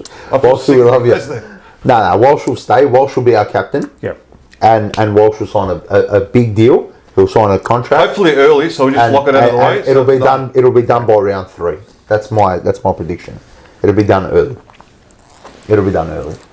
Round 3 or earlier. So, man, I just look at us and I just think, and I said this when I spoke to Atush on his one-on-one. I don't have high expectations for next year. I think next year there's a lot of change coming. Right, there's a lot of change, and a lot of young kids coming through. For me, the excitement comes the year after. Yep. I think the year after we could be anything. We could be anything next year, but I just think we need to temper our expectations for next year. A lot of change, man. There's been a lot of change on field. There's going to be a lot of change off field with the coaching, department. So we can be anything, but I think just tempering our expectations for next year is important as a supporter base. I know for me, I'm going into it very open next year. Like I'm open to. Whatever I think happens, that's a good word. Let me ask you guys this question. If Voss had have been sacked, does Charlie stay? Probably. Yeah. I think because there was word they had they had a little bit of a fucking disagreement at the start of the year. He kind of sooked it up. He probably doesn't like the way things are going, and he sooked it up. And yeah, he probably would have stayed, but that even enforces it more that he has to go. Because if you're sooking it up, what happens to the next coach? Yeah, exactly. What happens if you're not happy with him? From all reports, he wasn't the only one sucking it up. There was a few others. But you know what? He's the only one to put his hand up and said, I want to leave. But if you want to sook it up, that's fair enough. But tell me out of the others, we don't know, who sooked it up, who didn't perform. Like him, yeah. Like, you know what I mean? Like, all right, so you sooked it up, but you still got a job to do, mate. Exactly. Like, don't sook it up. So this is my question. What happens if the next coach, he doesn't like him? Does he sook it up again? Yeah. Your attitude completely stinks. That's why I don't think clubs came in and said, open offer, open contract, just whatever you want to Carlton, And I think this trade period has shown Charlie as well, fuck, maybe I'm not that good. 100%. Maybe I'm not that valuable. He's going to have pressure on him next year. Oh, yeah. It doesn't matter where he goes. Ever since his brother left, he's just been no good. No, you can't say... It's like he needed that fucking... No, you can't say that because he did win 2 Coleman medals, and I think, I don't know if he won one when his brother was there. 2024... He didn't. No. So his brother left 2023 and he won the Coleman. Yeah. 2024, he fell short. And then this year. He was. No, but he won it in 2023. He won it in 23 with his 24. His brother was still there. No, he didn't win it in 24. He didn't win in 24. Yes, Jesse Hogan. Hogan won it. Last year. No, but he won it the 2 previous years before that. 23 and 22. When his brother was 23 and 22. But 24, he just missed out. Yeah, I know. Yeah. Mate, he still kicked like 60-odd goals. Yeah. He just missed out. So you can almost say he almost won 3, right? Yeah. It's not like he was shit. He's a good player. Yeah. He's a champion. On his day. I think it's his attitude 100%. that has kind of soured him 100%. in the eyes of some other clubs. 100%. And the other thing I'll say about Charlie Curnow is simple, right? Are we going to win a premiership with Charlie Curnow in the side? We could. Most likely, I don't He think didn't really we will. perform in those finals in 23. Not only that, I don't think are we going to win the premiership in the next 3 years. I know we could. In that thing, no. I know we could, but let's be realistic. No, I thought you were asking me, can we win a premiership with Charlie Curnow in the Yeah, side? but do you reckon our next premiership he'll be in there? You don't know, but what do you think? I don't think we're going to win a flag. So if that's the case, moving on, get the best deal, and let's move on. Absolutely. You know what I mean? That's but the best deal has to happen. I agree. The best deal has to happen. It's very important. But you've also got to. There's always the best deal's got to happen, but you got to expect you're not going to get everything you want. Of course. I just want steak knives. Give me my steak knives. And the steak. And the steak. I want a steak. I think the Sydney deal is pretty close. Speaking of steak, sorry, a bit off topic. In the off season, sorry. It was I think it was Valentine's Day. Might have been Valentine's Day earlier this year.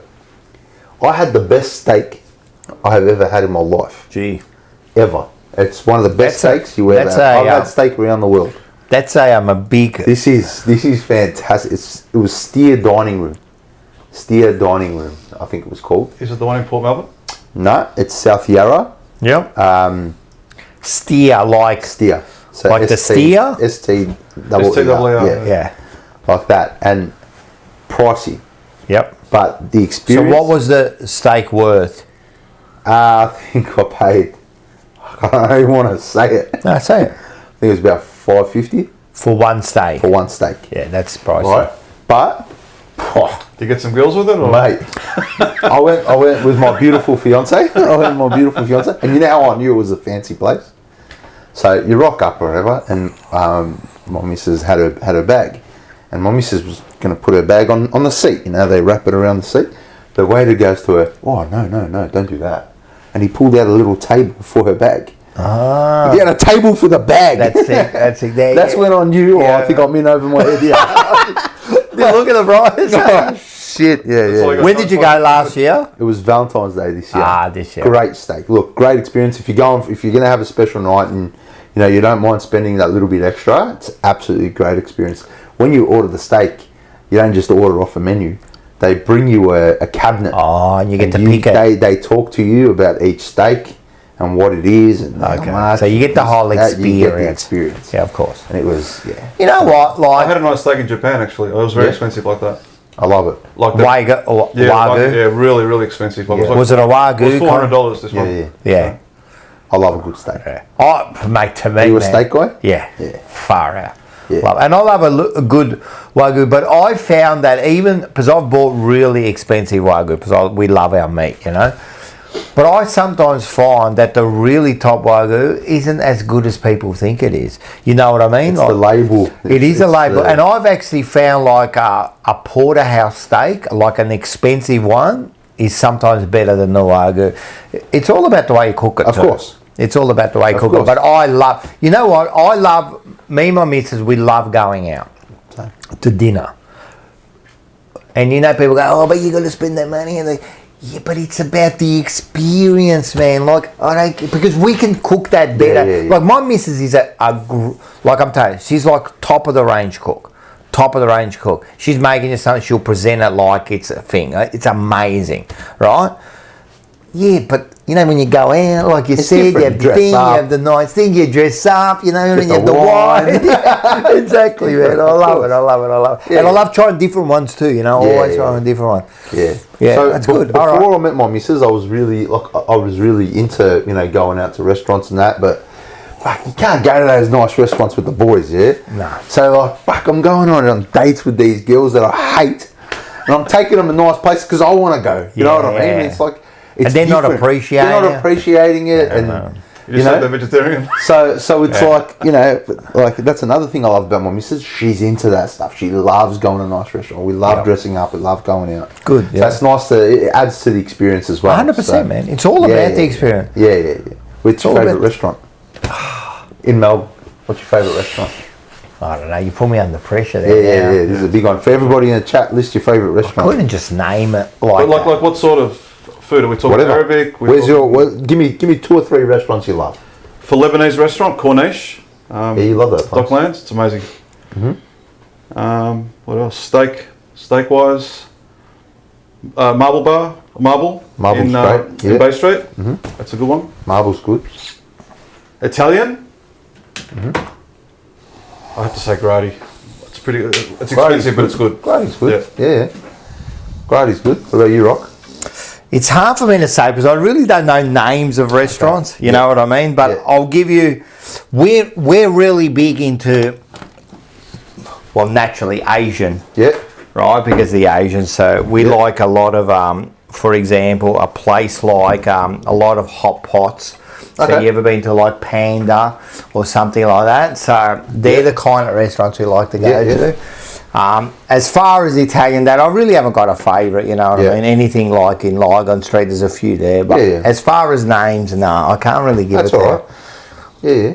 You like that Afghan place? Afghan's nice. Yeah, I love Afghan. Yeah. But you got to try, if you like Asian, have you been to Chin Chin? I actually have been to Chin Chin's. Fantastic. Chin Chin's in Richmond, or where is it? It's in the city. I think it's I've been to Chin Chin's, and Chin Chin is, but that's Chinese, isn't it? I think it's like a fusion. Yeah, Yeah, but really nice. Chin Chin's really nice. I think it's Japanese. Could be Chinese. I don't know. If my missus is watching, babe, text me. Yeah, Let me know. The sashimi at Chin Chin. I love to show you, man. Amazing. I was never really into Asian. Do you like Nobu? Nobu's alright. You know what? I hated Nobu the first time I went, and it cost me an arm and a leg, and I walked out starving. Yeah. I didn't know what I was ordering, didn't know what to do. I was an amateur. And then, my missus wanted to go for her birthday, so I'm like, yep, no worries. So we went, and I was like, fuck, I hate this place already. You know, like, I hate it. I already had that experience, but I just let her order. She knows what she's doing. Spent half the price and walked out full. Nice. You know what I mean? So again, going with someone who knows what they're doing. Of course. Those kinds of places makes the most of it. Yeah. Of course. I like. We do like to go to, the Asian barbecue places. Korean barbecue. Yeah. Korean barbecue, but there's also Korean. There's also one in Preston that we've been going to. So it's an all you can eat. Okay. You know what I mean? So you go in there and you get to cook it, and the food's really, really good. So we like that. So you get to eat for about an hour and a half, and you just go and keep getting your meats and you keep cooking them. And I love cooking in front of myself. So we've got the Thai barbecues and that here. So sometimes we have Thai barbecues. What's a Thai barbecue? What's it like? It's the same. Okay. It's the same. So you get a barbecue and you got like a soup. Okay. Right, and then you got the barbecue in front of you, and we've got like 2 or 3 of them. So if we usually have people over, we put them all out. Yeah. We put out all the platters of like all the meats, the chicken, the whatever, all the fish, everything, and then you cook it yourself. Sick. In front of the little barbecue, and you eat it yourself. So you get little bits and you cook and you cook. I love that. But you're doing something, it's something like it. There's always a conversation going on. I want to make my dining experience an experience, you know what I mean? Not just, eat your pasta and then you're done, you know? Yeah. Like, so that's what I love about the Asian barbecues, you know? Yeah. Just love getting out there. And it's good value. Yeah, it is. Like, you go to one of those all-you-can-eat events, I think it costs you like $60 a person, Fuck, that's nothing. and you can eat as much as you You want. spend more at Macca's. Yeah, 100%. If you go with 2 people, 100%. you can easily spend that at Macca's. 100%. 100%. So, We do have a... I think you got to hit it harder, man. We need like a hit. That's the one. Here we go. Andy, I'm very disappointed. I'm not cooking you no more steaks and lamb chops, your bud. Thank you, Morris. Morris. It's a good cook. Morris is a fantastic chef. I like it. He's a fantastic steak chef. We every now and again. Morris, are you're gonna invite me over so we can have a bit of a meal? Morris, I want you to answer me. We got another one. Only Carlton. I know this isn't a Carlton show, but fuck Charlie Curnow, and I love you, Andy, Rocco, and Naz, the great man. Fantastic. Appreciate Now, you, first bro. of all, only Carlton, he was on brown paper trades with Mars's before. I just want to say something about like Atush there. He's everywhere. Yeah, he's a great man. I'm seeing him more than Charlie Curnow lately. Like. Eddie Maguire, mate.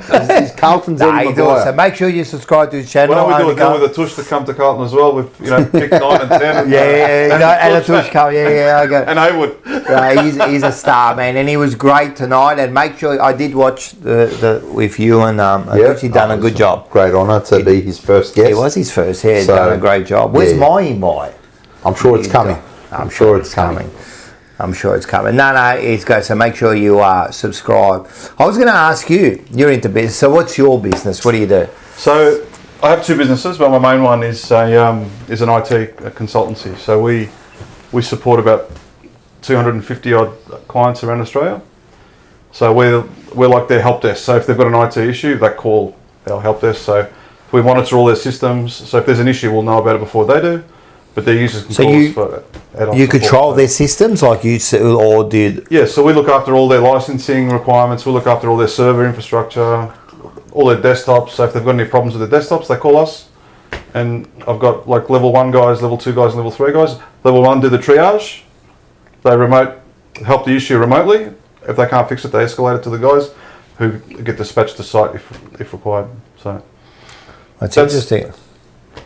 That's basically what we do. We do like a lot of other specialist things like security services, and there's a lot of stuff happening around security. Like security for your computer and that. Yeah, like firewalls, antivirus systems. So people can come and they can get like security for their systems and that through you. Yeah. So like we'll walk into a new business like that we haven't like a new prospect, and we'll audit their environment, and mate, the stuff we find is just astounding. Like what?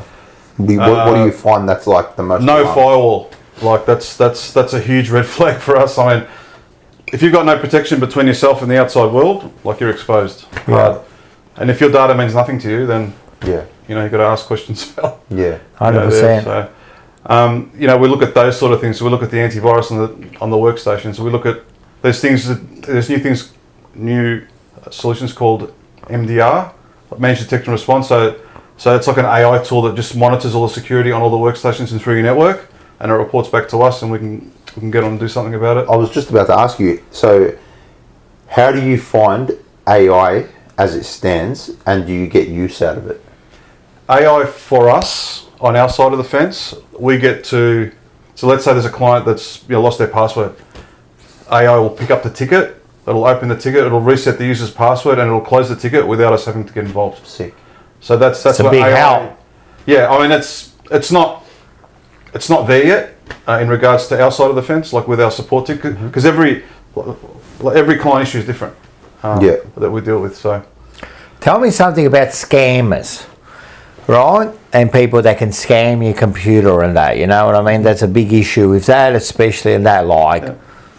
What can you tell me about that, and how can we make? there's a lot of scammers out there, unfortunately. There is a lot, Yeah. and like my sister, she works for the bank, and she's works for anyway. They deal with all the scammers and all that, so that's her job. So she tells me a lot about like what happens, you know what I mean, and how like Wiedering was one who got scammed, you know. I didn't get scammed, but my account got siphoned. They took money out of my account, Did they? multiple transactions. Okay. Yeah. It was like maybe. Wiedering was a funny story. He lost nearly $1 million in a hack, and then NAB got his money back for him, and then he left them. Yeah. So they They actually ended helped up him. getting back his money. They got his money back. So they never. at the end. Do they And normally give their money back? Not always. If it's your fault, Yeah. So if you've willingly given Yeah. the money, yeah. like I've got some friends who got those messages. Like it's a linked Yeah. a linked toll, enter your credit card. Yeah. I mean, that's just stupid. No one's going to message you and ask you to put like your details in. Like, hey mum, I'm stuck at. Well, that's But what we the do- other one. That's real Yeah. big too. Like people, because now with the AI voice generator, Yeah. you got to be real careful with that sort of shit too. Yeah. Man, I was getting like scam texts from. Might have been NAB actually. Yeah. And I didn't know they were scam texts because they were actually from NAB. Yep. So if you scroll up in the message, there were other messages from NAB, and you know when you call a bank and they ask to verify your ID, and then they'll send you a PIN, and you got to read it out to them. it was in that thread. Wow. But it was a scam. It was a scam. We got one. Petra Khan. I just wanted to hear the bong. the bong. The gong. He's got the bong on his head. Sorry, guys. So that's how sophisticated they get, where now even the texts have got multiple tests, Yeah. so they think it's real. My advice just quickly on that is, whenever I get a message from anyone about anything to do with my account and that, and I've got a ring, that's a dog trying to get in. What I do is I never ring the number on the thing. I'll always go back. So, for example, if it's a Westpac, all right, that's one of my banks, or ANZ, right, I'll go back and get the original number and not ring their number, because what they'll do is that number there that they give you will go to a caller who acts like a fucking thing, Yeah. And sometimes what they do is the actual number is to the Westpac, but then it gets transferred over to it's like you got to be real. When you get the email scams, Yeah. always look at the email address where it's coming from. Yeah. And you'll see it's got nothing to do with. Yeah. So if it's an Australia Post, like you got a delivery from Australia Post or something, like you look at the email address and it says like all these different letters and shit. Just bullshit. Yeah. So that's how you can tell. But we actually run security awareness training for our clients as well. Yeah. So we sit down with them and we go through, all these different courses and stuff on, what to watch out for, phishing, what's a phishing exercise, and It's sad, man. Like some of these people really get especially if it's an older person or something, and that's all they've got, 95% of internal fraud within a business happens from a staff member. Really? Yeah, scams and fraud happen from an internal staff member. Wow. That's really interesting. Yeah. That That's crazy. Yeah, always an inside job, huh? yeah. Well, most of the time anyway. Yeah. No, not always, but yeah. That's crazy. yeah. So when did you realise that you could do this for a living, and at what point did you realise that you could do it for yourself and start your own business? So I started in 2002. So this has been going 23 years. So this is not something With Global Net on your own. Yeah, did you work with someone before that? Or? So I worked with an engineer, and we'll get into that like a little bit later about who you partner with in business and stuff. Yeah. Because that's very important, especially with business. But I had an engineer that I used to work with, and he also had aspirations to start his own business, and we just met. We got along, and then we just left and started out the business, and it went really well. And had a lot of ups and downs along the way. Always. 2016 was like a pretty bad time for us. Why? I had to get rid of. We just had a really Just bad. a down year? Yeah, just a down year, and I had to get rid of some properties to put some money into the business so I could, stay alive, and it's paid off. So Yeah. That's it. yeah, That's business. The man. long haul. Yeah. No, the business goes up and down, and yeah. you know what I mean. So Look, Corona before Corona hit, we were flying, we were airborne, right? As soon as Corona hit, all the project business dropped off. So clients they stopped spending money on projects. Everything was on hold, and then it's been a slow recovery since then. So now it's starting to recover a little bit from the start of Corona, anyway. So when you face a down year, is there anything you can do to kind of change things up to bring in new clientele, or is it just we stick to the process and it'll rectify? You stick to the process. Have a good marketing system in place. Yeah. Because I also sell, so that's my skill is winning a new account, new business. That's what I do for a living. Lock them into contracts and stuff. But yeah, you have to get out there. The ones who whinge and say there's no work, they're just not trying. They're not out there. They're not hitting the pavement. 100%. You got to, mate. It's old school selling.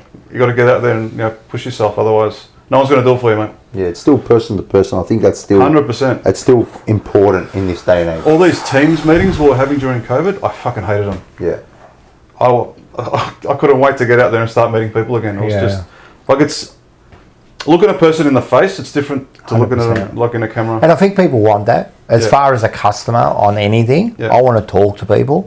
Like even when I got a problem with something, like you guys, whenever I'm ringing something and you get I'm swearing through the whole thing. Like they're going, push one if you want. I'm going, I fucking want this, mate. One! I'm yelling at a machine because I just want to talk to somebody. You know what I mean? And I think you're right. And I think we've lost that, haven't we? Really? We have lost it. Well, I think if you're able to do that, Yeah. then There's the difference. yeah, that's a point of difference. Yeah, that's the point of difference. So, yeah, and yeah. that- in business, Yeah. like you'd know, there has to be a point of difference. You When know? I first started the company, we didn't make money for 2 years. Well, So you have to be prepared to cop a bit of a hit at the start. Yeah. Because like you're going to go through a lean period at the start. And most small businesses will fail in the first 6 years. yeah, That's a fact. Yeah. All right. So, and Is the that other with- part of it is who you choose as your business partner if you pursue Yeah. that line of Of thought. If you go into a business partnership with a person who does the same thing as you, you're going to fail because you're going to butt heads at some point. So you got to have You got to contribute different things, and that'll work. It'll thrive. But when you start getting into a partnership with a person that does the same thing as you, So you've had experience with that? yeah, absolutely. Yeah. So Yeah. So how do you navigate through that? just avoid getting into partnership with anyone who does the same thing as you. That's Yeah. that's my No, only but- advice. but if- And how do you know? Like, Yeah, what, but like what if you find yourself, all right, like I've got my bottle yeah, but I've decided to go into partnership with Rocco. yeah. yeah. And Rocco and I are too similar. How did you, or what advice would you give us both to navigate through it?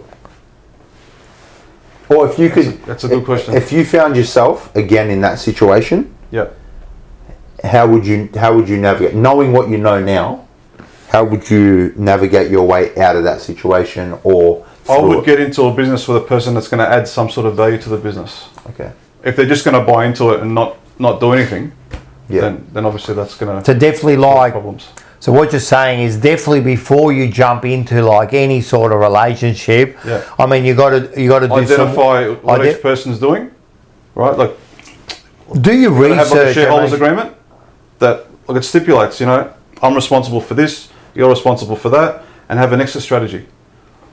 So if things hit the fan later on, you can say, well, I want to get out as per our agreement, and you can have an agreement in there to buy each other out, like whatever it is. But you have to have an agreement of some sort. Like you don't go in with nothing Yeah. because you'll get burnt. Yeah.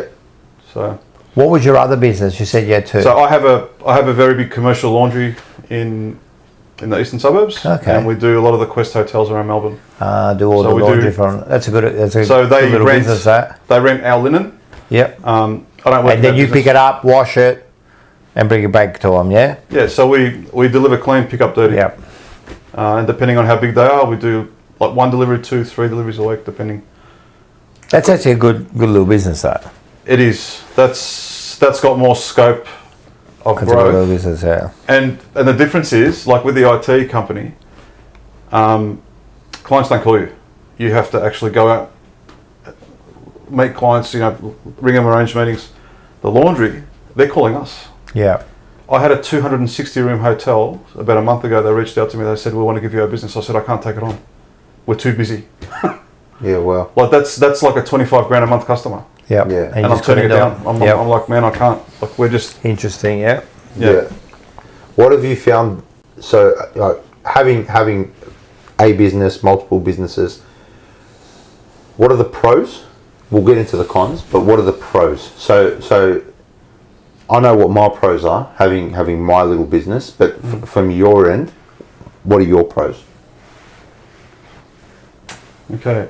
I'm just asking because I wonder Flexibility? if they're the same. To do what you want to do. Like you don't have to answer to anybody. If you don't want to go to work, you don't have to go to work. I mean, that's Yeah. a huge pro. And building up your skills to run two businesses that are completely the opposite. Yeah. Like one's in IT, one's the laundry. Yeah. That's also built up my skills. So that's also a big pro. And that was purely an investment. So I bought into that during COVID. I had no background in laundry whatsoever, but all businesses are the same. Like you have to look at it as a tool. You got to look at the weaknesses and the strengths of the business. Yeah. And then, like you might find that there's a really good opportunity with this business because it's got heaps of weaknesses, right? Yep. And you can add things to make it grow. And that's what happened at the laundry. Like when I took over that laundry, there was no hotels. The guy was just looking after massage parlors. like Nice. like physios and Cum stains. yeah, Just sticky Physios, bloody, Thai massages. just sticky bloody sheets You know, all day. all down the, like all towards the peninsula. Yeah, Like, yeah. We used to do them all. I got rid of them all. First thing And I you did when I moved got into in. the hotels. But I bought a laundry that had the equipment, Yep. so he wasn't doing any hotels, so we Nice. transformed it. Yeah. Yeah, well. I ran a business for 14 years, you know. Did you? Yeah. What was it? I had a car and truck detailing business for 14 years. So I understand. So when you said pros and cons to me, Yeah. there was a lot of There's cons. more cons than Yeah. 100%. Like people Absolutely. think like, and don't get me wrong, you know, you sound like you're doing well, you're enjoying it, you love it, what you do, and there's a lot of pros to it. Of course. But I think there's a lot more cons, and if people go into business thinking that it's all pro, No. you're going to go downhill. Like Yeah.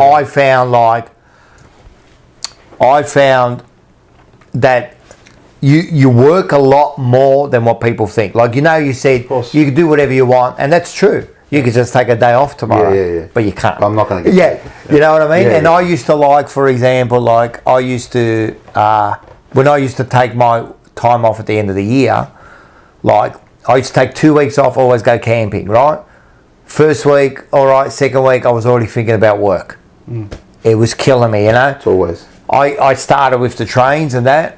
Now I take 4 weeks off, and the first time I think about trains is that morning I'm going to work. Yeah. I don't think about nothing else. Like 4 weeks of relaxation, you know. You know, you get all your, of course, you get all your super and all that. You know, that's all part of it too, Yeah. which helps. So to me, I did it for a long time. To me, it was a different business maybe to you guys. I thought there was a lot more cons than pros for me, you Same. know. You know what I mean? Your taxes. You know, Fucking going to best. see the accountant. At the time, I had to do the quarterlies, you know, and all that. And it was fucking adding up, and the pressure. Like, you come home and I've got to do the bookwork and that. Maybe you should get more people to do other stuff for you. Yeah. You know, like, but then you're running a small business. I mean, you're trying to save money, aren't you? You know what I mean? So, and then at the end, I wasn't even paying like taxes in the quarterly, and then at the end, you had this big bill. You know, it's all these. Like, and then I went into that, and I thought, what was I doing, man? I feel so much more happier in doing this. So for me, there was a lot of cons, you know. Yeah, but well, there is with business. Yeah. You know. the biggest con the biggest one of the cons for me is dealing with staff. yeah, I got 50 across both companies, Yeah. and mate, that's let me tell you, hard. the stories and Yeah. the bullshit. Yeah, You know, everyone's got a different. everyone's got a problem. You know, my dog's sick. I have to drive it to fucking Yeah. Rosebud or something. Just Yeah. every excuse under the sun that you hear from Yeah. those staff. But they're all good people. You know. I know. At the end of the day, and honestly, the people in the laundry are far better for me to deal with Than the ones that than the smarter ones that are in the IT business, because they're obviously a lot more clear Yeah. than, you know. I think with business, if you can get to a stage where you can run your business where you don't have to be there as often, That's the Yeah. dream. and that's the dream. The and laundry, I don't you go could there do at all. that, yeah. I do not go there at all. Yeah, so that's the I've kind got a of the manager and they're dream. running it. I don't touch it. That's where you're doing all right. It's making your I money. go there when she goes on holidays. That's it. Perfect. Yeah. Yeah, So I'm full time at the IT company Yeah. again. So That's fantastic. yeah, Yeah, for me, it's constant. You're constantly thinking about tomorrow. yep. yeah, You're constantly thinking about next week yeah, and what next week is going to look like and the projections. I'm in an industry where I sell a product, so my product is flying off the shelves or whatever. Gus Fringe. Also, had Rocco a- Moto says Gus Fringe ran a laundry business as well. Gus Fringes no, From Breaking from Breaking Bad. Bad. It was the big bad guy. He said the other thing working Yeah, on it. that's right. So yeah, I mean, it's just a constant Yeah. state of stress. Yeah, You're always 100%. under stress. yeah, So even when you're sitting down like this, enjoying, Yeah. mate, my brain's ticking about tomorrow. Yeah, I You know what I know. mean? 100%. I've got to get up early. I've got to do this. I've got to get that ready. Got to get my orders in. Like today, I was cooked ordering stock know, for yeah. next week, and it's like, it's constant. that's so, the thing. And if all I'm saying is people that are thinking about it's great. It's the great Aussie dream. yeah, Have your own business and that. and franchises, you know, get the franchise. And you could, you know, when you hear that story from, you know, from gyms and all that, start your own business and you'll earn $2,000 a week and and you're your own boss. You're going to earn $2,000 a week. You get 1,000 of it's going to go, right? And then you're never going to have any time, you know, like it. And that might be for ages until maybe you settle down a bit, you know what I mean? But then you might even have to borrow some money to start this business. So then you haven't got the luxury of taking time off, you know? It's... I go overseas and I'm on my phone all the time. I know. I'm on my laptop doing fucking emails at like 3 in the morning. Like it's just, you can't get away constant. from it. It's constant. That's a huge con. Yeah. Like you just can't. You can't get away from it. I know. You know, because no one else is going to look after your business. And that's it. And the other thing I found is no one else will look after business like you look after it. You know, is that you're the only one that's going to, like, no worker, no one's going to look after the way you look after it. You know, so. And as I said, when I started the train, you know, it was I remember when I started the trains after the first day after I did my induction. No one? Yeah, thanks, 100%, man. Do you want ice? Yeah. Have a couple. But there's water in there, man. That's all right. There's a couple in there. That's no good. We can't have water in there, man. You're gonna dilute the. Henny. Get out. We've got a special guest. Kalb. Buddy. Hey. All right, you can stay in, but you gotta be a good girl. Here you go. Thanks, mate. Hey, go over there. Sit over there. Come here. Here. Sit over there. Yeah, it's rough having a business. You know, it's tough. It's good and bad. Like to me, it's like it's probably a great thing. It's probably a great thing. Don't get me wrong, but you got to go in there understanding that it's not what you think it is. Yeah, you know well, what I that mean? was me at the start. Yeah. For me, I got sick of working for someone else. Yeah, and that's the big pro. Yeah. So for me, I was just like, I woke up one day, and I was calling in sick, and I realised I'm a fucking grown adult that has to get permission to not come to work, and it didn't sit right with me. I just had this day of existential crisis, right? And I just thought, you know what? I called my boss back. I was like, hey man, I'll quit. He's like, what? What were you doing? I was union organiser. Ah, nice. So I used to run. Talk about fucking. Yeah. There's one of those in Breaking Bad as well. Yeah. So I was Fiji or fucking something. I was a guy that so when you know there needed to be strikes on site, I'd come in and organise the industrial action. So that's what I would do. And you are a perfect union delegate, mate. You come in, do the deal straight away, man. Yeah. I love it. I was, so it was good. It worked for me. It was good. He's the one that walks up to those guys and says, "Sign here, buddy." Yeah, that's it. That's pretty much how it was. That's pretty much how it was. You want to work here, mate? Sign up. You wanted to? Yeah. We simple, bro. You want to work here, mate? You sign up. If you're not going to sign up, you'll be out of here in no time. 100%. And I'll make sure. Yeah, anyway, 100%. Yeah. I just got sick of it, so I was like, you know what? I'm done, man. I quit. I had no plan.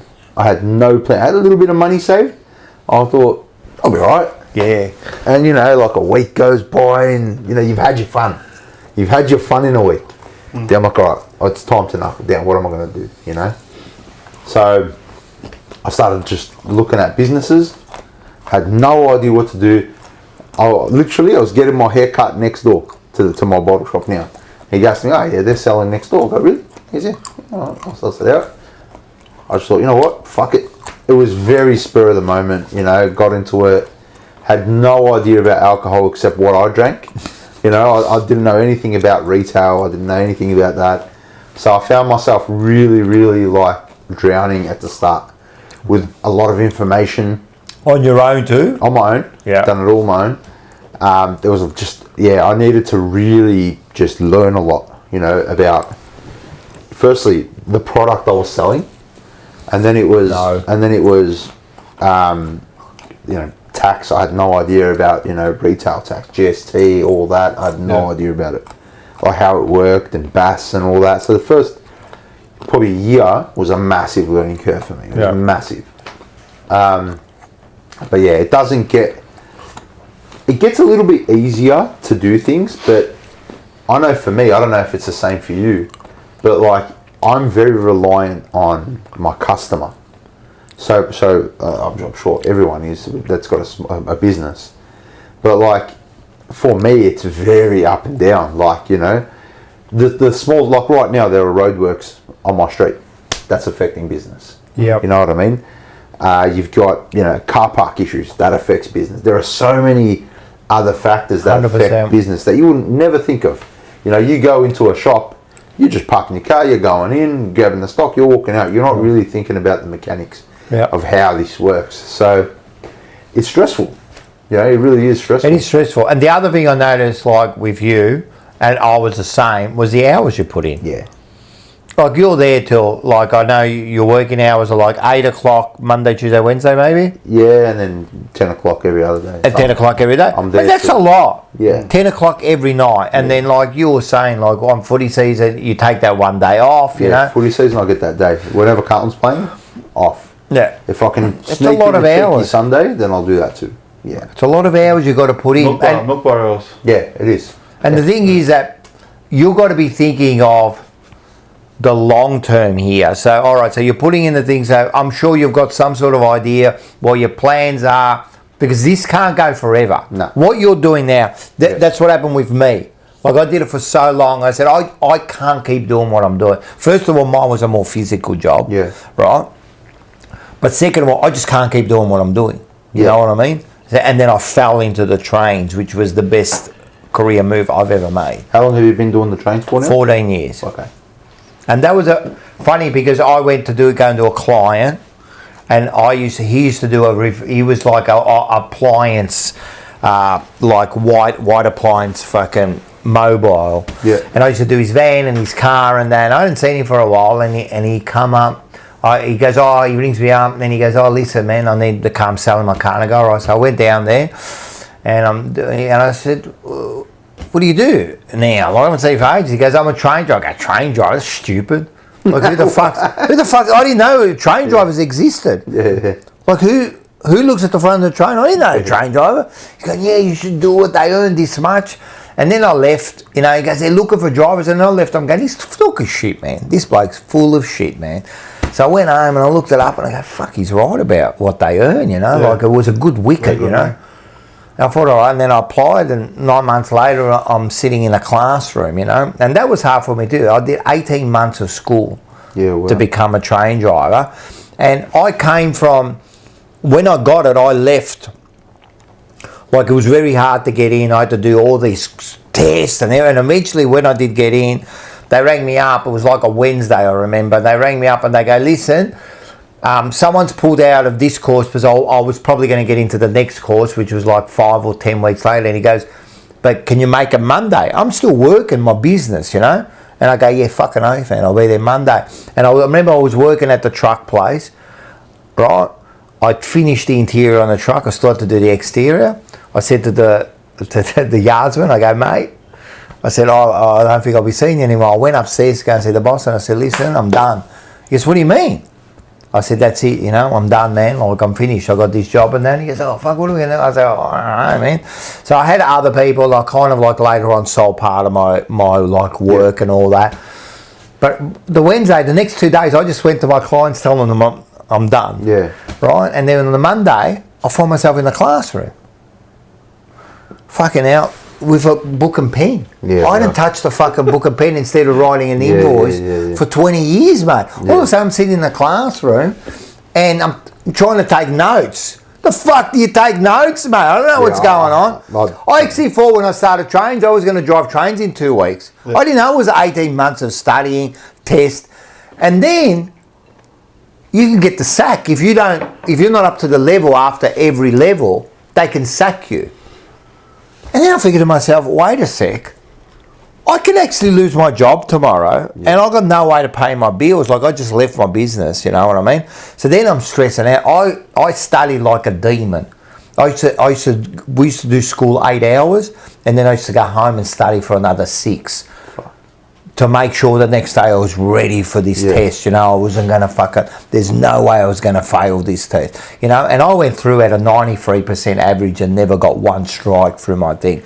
But I was possessed. Yeah. There's no way I'm not going to get through this, you know what I mean? But I found it very unusual. I remember the first day when we did an induction for like 3-4 hours, and they go for lunch, and it was like 12, and they said, come back like 1:30 or something. 1:30? What am I going to do for an hour and a half, man? I used to eat my lunch on the way to the next job, and now all of a sudden you give me 1 hour. I didn't know what to do. Like I was a bit, like I was thinking to myself, what the fuck am I going to do, you know? Yeah. 6 months down the track, they're giving us an hour lunch, and I'm going, that's not enough, I need more now. So you adapt to like of course. a difference, and then I found that, and I've never turned back from it, you know what I mean? But it doesn't take away like the 14 years. You still doing it now? Yeah. No. Have you had any accidents on the driving? Like what kind of accident? Like running over someone or... You know the most questions I get asked Tell me. is what line you do and if you ever hit someone. I've hit two people.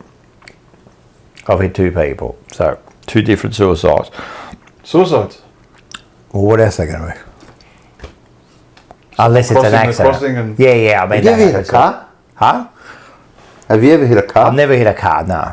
I never hit a car. And now there's less and less chance because Yeah, the level crossings, but they were very, very... common cars because people try to get through. You know, I used to always say, man, you know, when you're crossing the tracks, right? I'll give you some stats, right? When you're crossing the tracks to a car, right? If you can't get to the other side, you stop.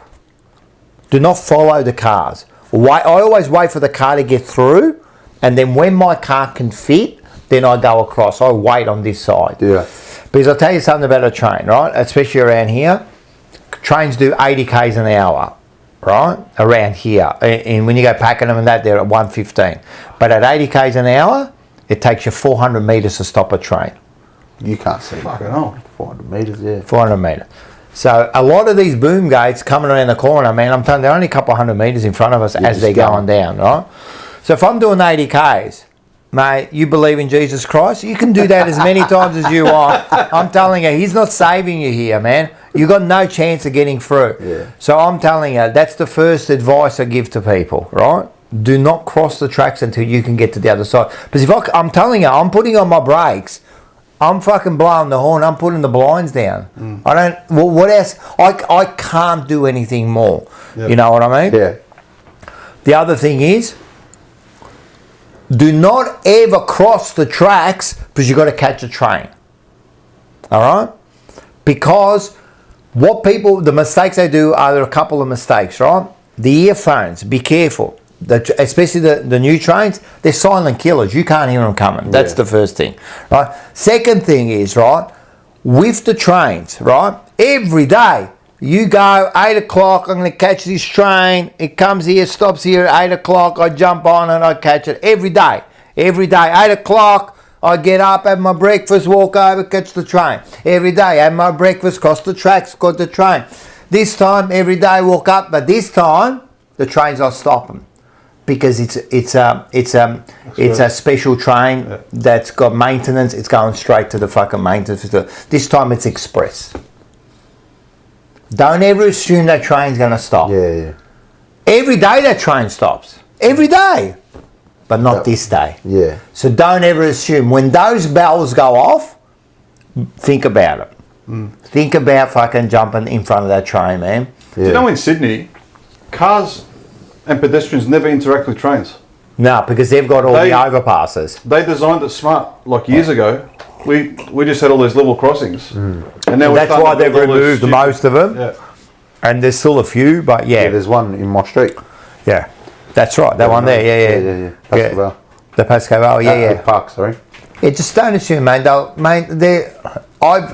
Between a truck, a car, a person, and a train, the train has never lost, Yeah. and it never will. Yeah. It'll go straight through you like no problem. You know what I mean? And I feel sorry for the drivers that it happens to. Yeah. Like I'm a bit of like, not that I don't care when it happened to me, but I'm a bit more resilient where I can move on from stuff, you know what I mean? Like, I've always gone through the theory of it's my job, it's going to happen. Like, we were trained for it. When we first did, they did classes for us. How do they train you for it? So they bring in people telling you about what's going to happen and how to deal with it, and that it will happen. And don't get me wrong, when it happens, they give you a lot of support on that. So you get all the support, you get time off. It's all that. It's all good, you know. But some people can deal with it, some people can't, you know what I mean? And then there's also bad ones and not so bad ones, you know what I mean? So, but I'm a little bit more hard-ass where, I don't know, do I say it doesn't bother me? I'll kind of train myself. This is my job. I can't let it affect my career. Yeah. Right? There are other people where it really affects them, you know what I mean? And they have to leave the job. Because it's a hard... I remember the first time it happened, right? I was in training when it happened. Oh, shit. Yeah. So when it happened the first time, I remember... I know I'm laughing here, but it was a weird one because it happened. And then they couldn't identify the guy. Wow. And he was like a Swedish backpacker they found 6 months. But they were putting it on bloody Crime Stoppers on TV. They were putting photos of it because they were trying to identify this person. So I kept seeing it, but I was in training. So I kept saying like, you know, like, you know, I've got to get through this training. I just got to forget about it, you know. But I remember when the first time it happened, like, I got back to it. I forget what I was going to say. I got back to it straight away. But the first time it happened to me, what happened? Like the first time, I remember exactly what happened. Anyway, I can't remember. I just remember that I just got straight back to it. I didn't let it affect me. But it kept coming back until they found the person that it was. You know what I mean? But just... what about if it was like a Magpie supporter? He would have been at work same day. Yeah. So, this... I don't want to, like, open wounds or anything. Nah, there's no wounds. Okay, so what do you see? It just depends on what happens, but... So, like... So there's many ways they can do it. Okay. Alright. So what did you see? The first one was... It was a weird one. How can I say this? I don't want to go too much into it, but he kind of like... He ran in front of me. Like, at you? From the side, he came in front of me. Yeah. So you see him? I saw him. And then I kind of like Jerry to put on the brakes, but as I said, it's too late. That's not your fault. No, it's never our fault. It's never his fault, yeah. You know, in actual fact, we are victims of crime. Wow. We are victims of crime. Yeah, wow. Because they are trespassing. So it's a weird thing, but as I said, like it's sad for the people that it happens to. You know, like for these people to do it. I mean, they're living. I mean, for you to do something like that, far out, you're in a bad state. Yeah, of course. You're in a bad state. What about those guys that do the trains surfing? Oh, that's what I was going to say. Sorry. Those guys that, Can you just before I forget, this is what I was going to say. When it first happened, I had the paramedics come up to me. They're going, "You all right, man?" I'm going, "Yeah, all right." And they're going, "Oh, like we feel bad for you and that." I go, "For me, I go feel bad for you. You're the one that have to go back there and have a look." Yeah. Right? And then she goes to me, "Yes, we go back and have a look because each time I don't look. Yeah. I don't want to know. No, you don't want to know. Fuck that. I don't want to see anything. I don't want to go back. I don't know." And I said, "For me?" And she goes, "Yeah." She goes, "Because we see it afterwards, but you're the only one that experiences what you experience seeing the actual thing happen." Yeah. And I thought, "Oh yeah, you're fucking right. You know, you never like That would have fucked with me. Yeah. It's a tough thing, man. It's a tough thing. Don't get me wrong. Like I sometimes, like it comes across my mind and all that, and so I'm not fucking a robot, but." Yeah, it's a tough. It's probably one of the only industries where you expect it to happen. Yeah. Like they tell you, it's gonna happen.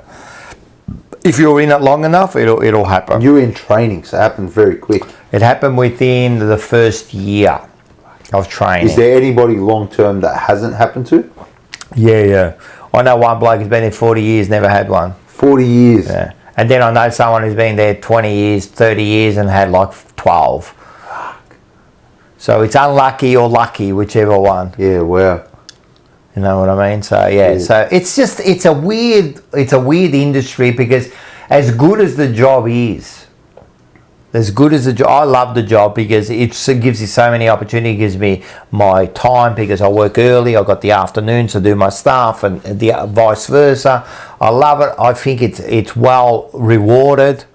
I get a lot of time off. I love everything about it. I love my job. I don't like going to work. Yeah. I'm going to admit it. I don't want to work. Yeah. I want to go retire in Thailand, man. That's my dream, right? That's what I want to do, man. I got my dream, what I want to do, right? I don't want to work.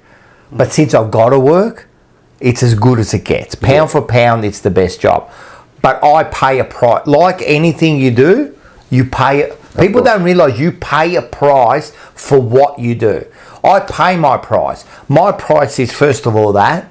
My other price is waking up 2 in the morning. Yeah. My other price is working on weekends. My other price is working on while you're having your Christmas dinner, I'm working. Yeah. My other price is I pay for it. My other price is working shift work, mornings, afternoons. I pay for it. So when people go to me, oh, you're on a good wicket, right? Yeah, but I go, yeah. But you got no idea what I do to get that wicket. Yeah. I'm telling you, I pay for it just like you do. I'm sure you're on a good wicket. But people don't see, like you said, I'm overseas. Oh, you overseas in Bali? Yeah, while you're talking to clients, you know. People don't see that, you know what I mean? Yeah. They only see the good things, you know. And you're the same too. I'm sure they go like, oh, you're doing all right. You're in the bottle shop. Yeah, you must be loaded. Yeah. People assume Fucking if you have a ATO's business that you're loaded. And that's Yeah, not- couldn't be further from the truth. Yeah. Nah, it's yeah. You know. It's yeah, as I said, it's yeah, we all pay a price for what we It's do. challenging. It's all challenging. Yeah, Absolutely. Yeah, Yeah, it's all well. challenging, yeah. Fucking hell. So I've got a bit of a story for you. So Tell us. 2 years ago, I went and played in the World Series of Poker in Las Vegas. We're going to get into this. Yeah. So I was sitting next to a guy and I was just having a chat to him. He looked Arabic, you know. So I started talking to him. He goes, yeah, I'm Lebanese and my mum's Israeli. And I said, okay, fair enough. Fuck. And then we started talking about what he did. And he started saying to me, I've got a little IT company. And I said, fucking, I've got a little IT company as well. Anyway, it fucking turns out this guy runs a business called Axon Limited. Axon Limited. Their share price in America is $780 US. They provide all of the video footage for all the police in every state in America and every state in Australia. Wow. This guy's a multi-billionaire. And he was telling me he runs a little IT business. Shit. His name's Josh Isner. Like, I'll never forget the bloke. But That's a sweeter. I message him every now and then on LinkedIn just to say hi. Check in and see if there's any bills. I said to him, let me know if you want to buy a little IT company. No, I was going to say, it's always good to know, like, always keep those friends close. Yeah. Great enough. But the one advice he gave me, he goes, if you want to succeed in business, he goes, pick a technology or anything and specialise the fuck out of it. Yeah. He goes, if you are the best in that industry, he goes, you'll go all the way. And he goes, we started winning like all the police departments all around America, like one by one. And he goes, then we started in Australia, right? And the only one that didn't have in Australia at the time was Queensland. Now they've got it. Yeah. So they're Microsoft Azure's biggest customer globally. Unreal, yeah. And Microsoft Azure is like like everyone's running Easy. on Microsoft Azure at the moment. Tell us about poker. Yeah, I want to know about poker. Poker. How'd you get into it? So I had a mate of mine that used to play some tournaments every now and then, and I started following him in. I used to love a gamble on the races and the trots and all that sort of stuff, and he got me into the poker, and we started playing some tournaments, and then I started playing all the big tournaments around the world. So I normally play in the World Series of Poker. I go to Vegas once a year. I didn't go this year, but normally I do go. So what's that cost to get in? 10,000 US. Yeah, thought so. So I knew that. I heard it's that. expensive. 10,000 US. It's about 15k Australian. Yeah. But you And got how- to back. If you're good at it, you got to back yourself. Like if you Of want course. if you want to sit there playing scared, you're going to get eaten alive by this. How well have you done? Like, what's your best you've done? My best year was in 2017. Made a few $100,000 for the year. It's not bad. Yeah. Yeah. Sitting at a How table. many years, but did you lose it? I actually I won the Joe Hashem main event in 2017. Ah, nice. There was a yeah. So I didn't actually win the trophy. We were heads up. Yeah. And I had like most of the chips, and we made a deal. So I took most of the money, and then he won every flip. Oh, did he? Yeah, he won every flip, and he ended up like. He's a like, winning the star, trophy. isn't he, Joe? Yeah. Yeah. No, I didn't play against Joe. I was playing against someone Yeah. else. But it was his series. So. Yeah. When did you realise you were good at it? Good enough to play. Hang on, I'm pretty, because I play with my mates. Yeah. I think I'm a great poker player. You probably kill me. You know what I mean? So I've had some good results, but it's really hit and miss. Like you can't. It's not luck, is it? First day of a big tournament, it's skill, right? After that, it becomes like you got to put it all in at some point. But all you can do overall- is put it all in good.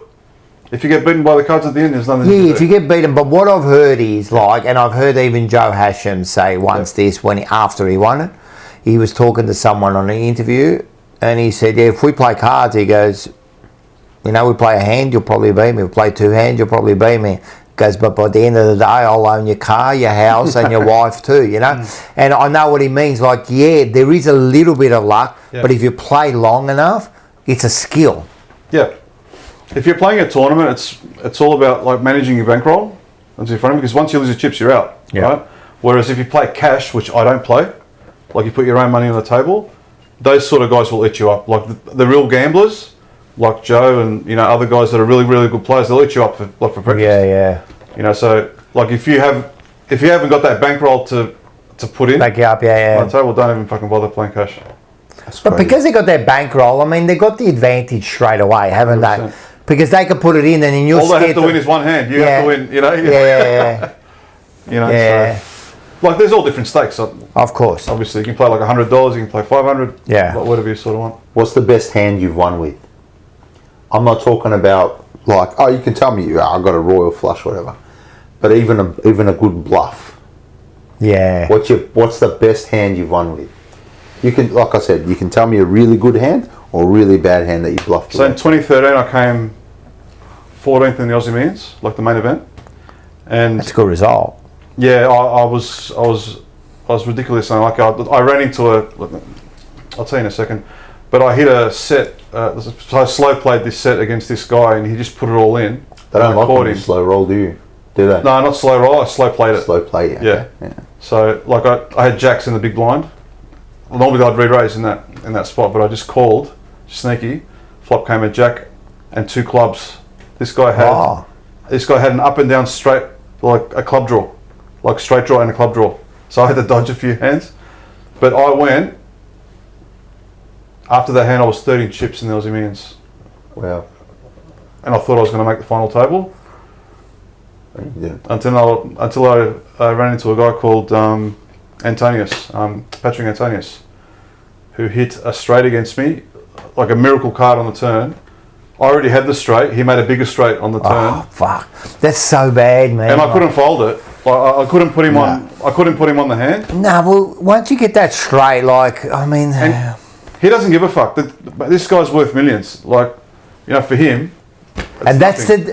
And So that's, he ended up finishing third that year. He won like $1 million or 800,000. but that's the difference. I mean, if someone's got nothing to lose, That's I mean, exactly right. Yeah. I mean, it's hard to beat them, man. Yeah. yeah. Because, man, they can just put in when they've got nothing, man, and then you're sitting there thinking, Yeah.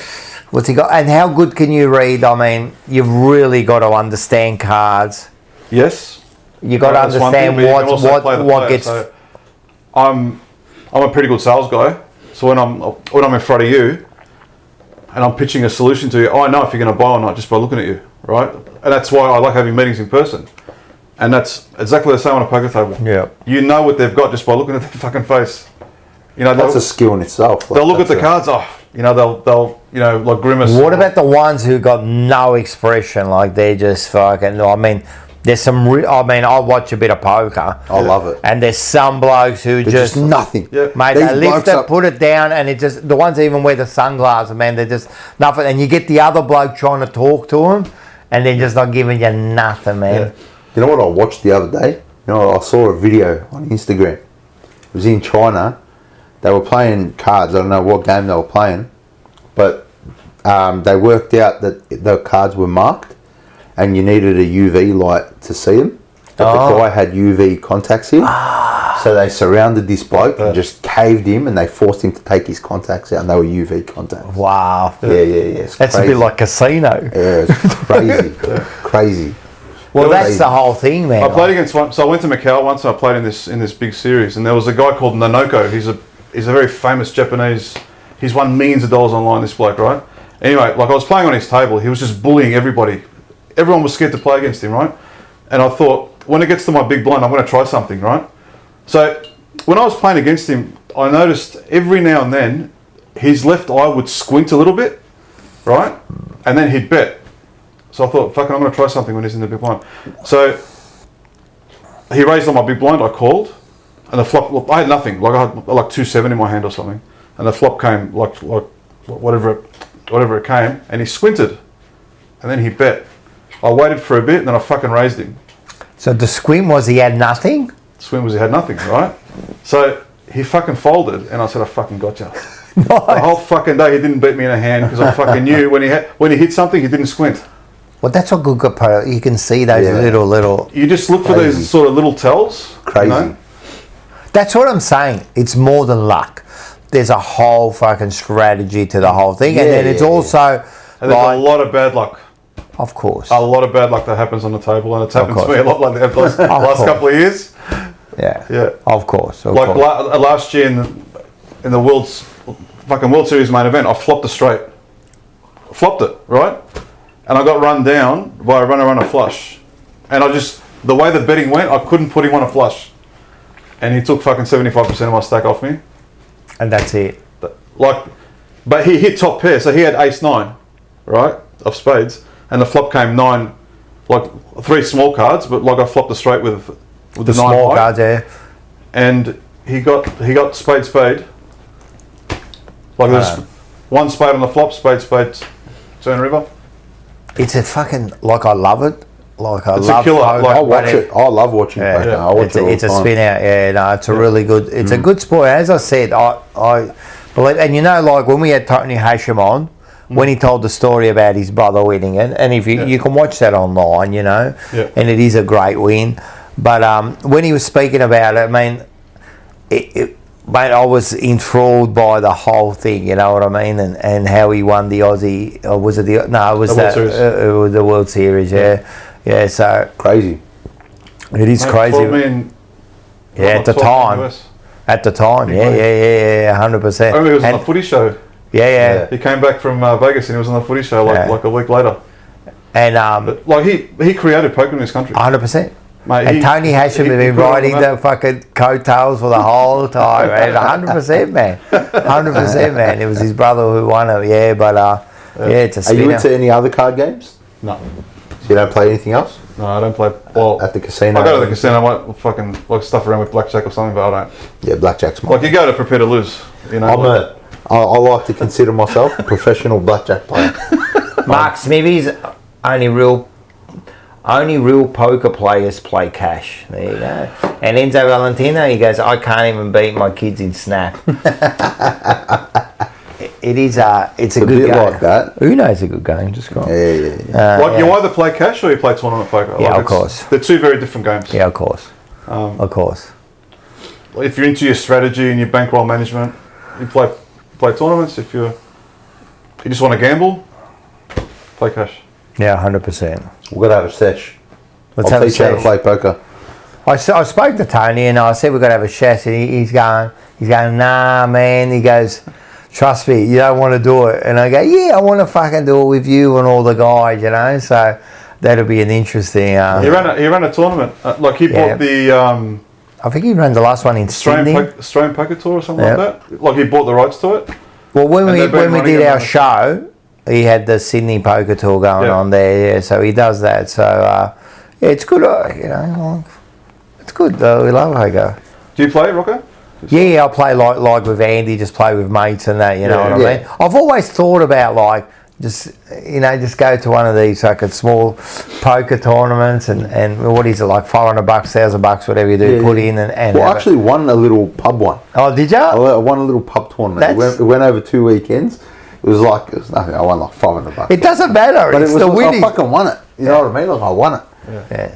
But like I like to think I'm good at poker. Right? But I don't think you can be you can be good at poker, but I think the gap between just being like us, you know, winning a little pub thing. There's some very, very good players out there. Yeah. It's a mix. It's about body language, reading body, and then it's about knowing. When your cards come out and you got your cards, like knowing exactly what he could have, Yeah. or not exactly, but knowing what you could possibly have. Where you're at. Yeah. Well, one of the best, know where you're at. one of my favorite poker videos to watch, or the type of poker videos to watch, is good folds. Yes. I love watching when a player has a ripper hand, but he knows that his opponent has something better. And it could only, there's probably like 3 better things he could possibly have out of, you know, how many poker hands could you possibly have? How many things could you have? Like, you could have anything really. Like I mean, there's raw flush, there's quads, there's a straight flush. So like, you know, this guy could have a straight. Yeah. You know, and looking at the cards there, he's like, fuck, he can only beat me with this one thing. And they fold and they have it, you know. It's like, what a genius move, you know. What a genius move to do it. You know what's a spin out stat I'll give you? You know the 52 cards. The different combinations of the 52 cards, right? The number is so big, it's bigger than all the stars in the universe, known universe. Wow. That's what the difference is. It's like I forget what the number is, but it's one of those Of how many different combinations you could have. Wow. There's more. There's more combinations than atoms in your body, and there's like billions of atoms in your body. Like there's endless combinations. Yeah, that's crazy. Yeah. So that's interesting. Hey, Let's get into music. do you want to get into this one? What's that? Oh yeah, that's me when I used to DJ. Let's It do it. freezes, but it doesn't freeze. That's all right. Let's do it. All right, so you have got an album, I do have an album. and it's this one here. This is Tame Impala. Do you know who Tame Impala is? I've heard of Tame Impala, and did the actual fact, you know what happened? Tell me. So, Today my son was over, and I was doing this stuff. it's like a proper. It's a record. Yeah, it's It a is record. a proper record. They're still selling those things. Yeah, bro. Mate. Yeah. Go and absolutely. buy one now, Absolutely. man. They're really expensive now. Far out. Yeah, when I first started to get into the hobby, I'll call it, these were cheap because they weren't that popular, like not many people, so you just pick them up cheap. This would have cost me back in the day probably $30. Now I bought this for $80. Okay. Like just because now the demand is so high for them. But yeah, you're saying? Your son? Is he a Tame Impala fan? I said to him, I put up that, and I said, this is a cool album. I said, but as usual, I don't know who these people are. And he Yeah. goes, you know who it is? And I go, I don't know who it is, you know? And he goes, this, and he put on some songs, you know? Yeah. So I actually listened to some of that today. Yeah. So Tame Impala is one guy. One guy that sings, writes, produces, so he plays all the instruments, does all the arrangement. The only time he plays in a band is live. But everything recorded is him. Like Prince. He'd be like, I was going to say, he's a bit like Prince. Yep. So his name is Kevin Parker, he's Australian. And he's actually releasing an album this Friday or Saturday. Friday. And this album is, I think it's his third album. Lonerism, I think, was his second album, so this will be his third. And this one here is like it's very different to his first 2 albums. So there's barely any guitar on the album, right? So the first 2 albums he had were very almost not rock, but they were very guitar influenced. Whereas this is very electronic. Yep. So it's almost like, I compare it to kind of like a bit more of a hipster version of Daft Punk. That's the way I look at this album. Okay. And it's almost this is definitely a breakup album.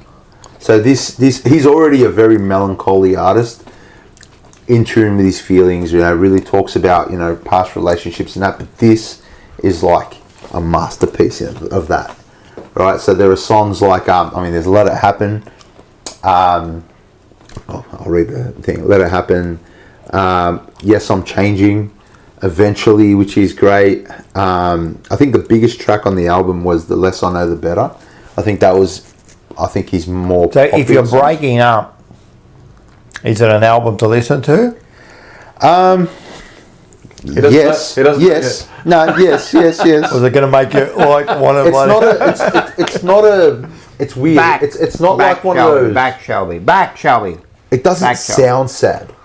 Okay. It doesn't sound. Because you know how there's albums where Yeah. where you like Yeah. love This listening. this is like an album where, I mean, it'll take you on a sonic journey. Like sonically, there's not much like it, right? And I love that. I love albums that doesn't sound like much like anything I've ever heard before. So it's very unique, and especially for the time it was released. But the lyrics are so raw. You know, he talks about, you know, breaking up with a girl and all of a sudden she's with this guy and he knows this guy. You know what I mean? Like, and he feels a way about it, and you know, talks about like on the song "Eventually," right? You know, eventually we'll both be okay. Yep. You know, and it's got a very Cool album. The album cover's cool. The artistry behind, you know, the concept of the album is cool. Everything about Kevin Parker is cool. Tame Impala is one of Australia's greatest exports. Wow. And when I tell you, his show was the best show I've ever been to. Wow. Like, I'm a massive hip hop guy. I love I do love rock as well. Tame Impala was the best show I have ever gone to. It was an experience. And what It's a big statement. massive. Like, when I went to his show, I loved him as an artist already. I had zero expectation. I didn't know what to expect, and it just Blew your my mind. blew me away. You know, like from the light show behind him. The only thing I hated, and this always happens, so it was for his last album, which was the Slow Rush. It was called. He didn't play the one song I wanted him to play, and I hated it. It was my favourite song on the album, and he didn't play it. He played it at every show before it and every show after it. Just didn't play it that night. So that's my That's luck. disappointing. You're I probably was waiting all night. And I'm a bit of a cheat when I go to shows, because I'll look at the set list. All right, I like looking at the set list just so I know. Was it on there? It was on the set list No of way. every show he had previously done. So I was like, fuck. Yeah. So I mean, look, amazing Aussie artist, and I love it. I think one day, like if people were talking about we don't want Snoop, you know, at the grand final where people were having a sook about it, you want Australian talent at the MCG, this is who you want at the MCG. Like, his music is made for stadiums.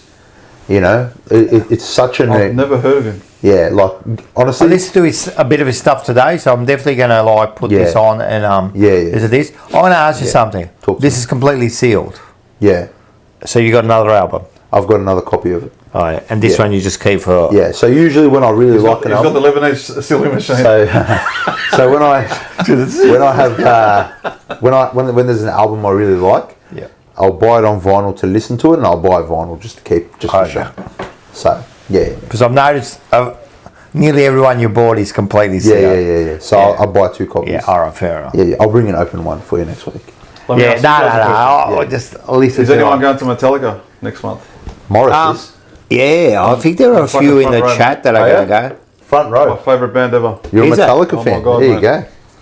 Wow. Every lyric to every song. Really? I'm there. Wow. That's awesome. I didn't know that about you. Yeah. Oh, well, what you also don't know, I used to play. Well, I play guitar, Yeah. and I used to be in a band years ago. What? But yeah, I was playing rock. I used to play rock guitar. I used to have long hair and everything. No, you did not have long hair. Well, Bro, I'll I show need you photos. photos, I need fucking photos. This is fantastic. This is fantastic. There you go, Rockamora. He's a Fremantle native. He is. Inner Speaker is another great album. That's Yep. that was his Rockamoro debut. is a music freak too. Good. When I was speaking to him over here and that, Yeah. like, he's a big freak, especially of the rock and that. He's a big Metallica fan too. My ticket was $700. That's crazy. Okay. That's great. Did you buy it resale? Like, did someone, or did you buy it? No, I bought it from that. Yeah. Proper. Like, I got on like really early. Yeah, well done. The thing is, to go and see like those big artists and to get like good seats, it costs you now. It's not cheap, mate. Yeah, man. Yeah. They're not $100 tickets anymore. Nah. Even now, Did like you see Guns N' Roses when they came like last year? No. Fuck, his voice was horrendous. really, Yeah. Mate, he would have given what's that bloke that sang at the FC? Meatloaf. He would have given Meatloaf a run for his money. Yeah. wow. And Unfortunately, he had a good voice, Axl Rose back in the day. mate, he was one of the best, man. I loved him at the I time. don't like Guns N' Roses. No? I'm putting it out there. I've never heard any of them. I don't like Sweet Child of Mine. I don't think is a good song. Oh, it's a fantastic It's not for song. me. It's not. I won't say it's not a good Fantastic song. song. It's not for me. Like I listen to it. And I think Their Do album. you like Nickelback? Yep. Nickelback's Yeah, alright. me too. Like, they're alright. You know, I I went to their concert and I hadn't heard a song and I fucking loved them. Really? You know, Like- I'll tell you two things. like- I First like of all, Creed, by the way. who? Creed. Yeah, Yeah, Creed. Creed are good. One Last Breath. Yeah. Listen, Art. Guns N' Roses, one of the great bands and one of the great albums are the Destruction. Appetite for Destruction. Appetite for Destruction, one of the great bands. Fucking Naz. I didn't know yeah. this about I used him. to play Sweet Child of Mine in my band. Hey, Sweet Child of Mine is one of the great songs. You can go and get stuffed, right? Because that's, to me, Yeah. is great memories of Sweet Child Yeah. of Mine. And I remember growing up as in the 80s when that album did you go came to out. Calder Park when they came out? Remember Yes, when they I played did. with Skid Row? Yep. And there was some Aussie bands that played that day. Yeah, It was 100%. sensational. I love them. And you talk about Nickelback. Yeah. Nickelback have got this thing about them. There's a lot of people who hate them, Yeah, of course. Yeah. right? It's called dad rock. They call it dad rock. Yeah, I love it. Same with Creed. Yeah. I love fucking Nickelback. I think they're one of the most underrated bands. They are so good, mate. Their songs. Now, I said this a few weeks ago about someone I was having a bit of a blue in about, not a blue, having a bit of a thing about music. I don't get people who say, oh, they're shit and that. Like, shut the fuck up, mate. It's not for you. It's not for you because it's like trying to fuck them. Now I'm gonna give it to your kids and say, oh, your kid's ugly, you know, like, shut up, man. Like, like, it's personal to me. Like, music is personal to me because 100%. it could. Not only is it like maybe a good music, it maybe means something to you. It brings back a memory. Like every time I hear Nickelback, I'm not going to go into it. There's a few songs there that bring back memories for me, and I can't. Like it means so much to me. Yeah. You know, and you're the same. I can tell with your music. Yeah, absolutely. You know what I mean? I saw a sign on a wall one day. It said, "Religion divides, music unites." yeah, 100%. Nothing true, mate. 100%. Fact. Yeah, man. Yeah. Music and sport unites. Absolutely. No other thing can do it. No one, like you get music, you can get anyone together. For In example, one building, there's nothing like it. you get like my favourite band all time is Pink Floyd. I love Pink Floyd. Like been to their concert. I love Pink Floyd. Like I grew up with it. It means so much to them. They can go all over the world when they used to tour. Go to Japan, full concert. Go here, full concert. Go to Russia, full concert. You know, no one understands shit, but they all sit there. They can all be united. You get the Olympics. You get everyone together, united. Olympics is the only thing that when Hitler was in World War II, they had the Olympics in Germany, right? How crazy is that? And they sat all together Yeah. and watched the fucking games. You know, it's the only thing that can do it. You know what I mean? Yeah, All right. I'm telling you, this album is special. Get on it. I'm gonna definitely listen to it as a. Get on it. You'll love it. If you like that, if you like music, just music. Yeah. I think just soak it in. It's a very sonic album. Tame Impala has a way with words as well, and his melancholy, tone is amazing, and I can't praise this album enough. It's one of the highest rated albums on Pitchfork too. So Enzo Valentino, Led Zeppelin, best rock band. Beatles, best pop band. Pink Floyd, best alternative rock band. Thin Lizzy, my favourite heavy rock band. That's fair.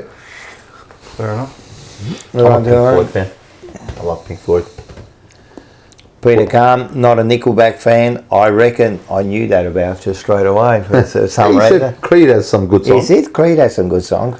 They're kind of the same. Hold me now. I'm 6 Only feet Carlton, from it's the called edge the- and I'm singing. What a song, bro. What about Only Carlton? It's called Divorce Dad Rock. Shut up. That's what they call it. I know. That's what they call it. What would you know? Only Carl's like 12 years old, Oh, bro. you're 12 years old. What song do you know, man? You're still listening to fucking like... Fucking high five. High five. High five, man. Hey, you know what? To be fair, I've had him on my socials He's for a good. while. He's He's actually into some good stuff. I know. He's not bad. He's all right. Oh, we're going to get him on soon. Oh, Yeah, we're getting him on soon. wow. We've got an idea for a show. Absolutely. I think it'll be a good one too. What do you got for me, Rock? All right, this one's out.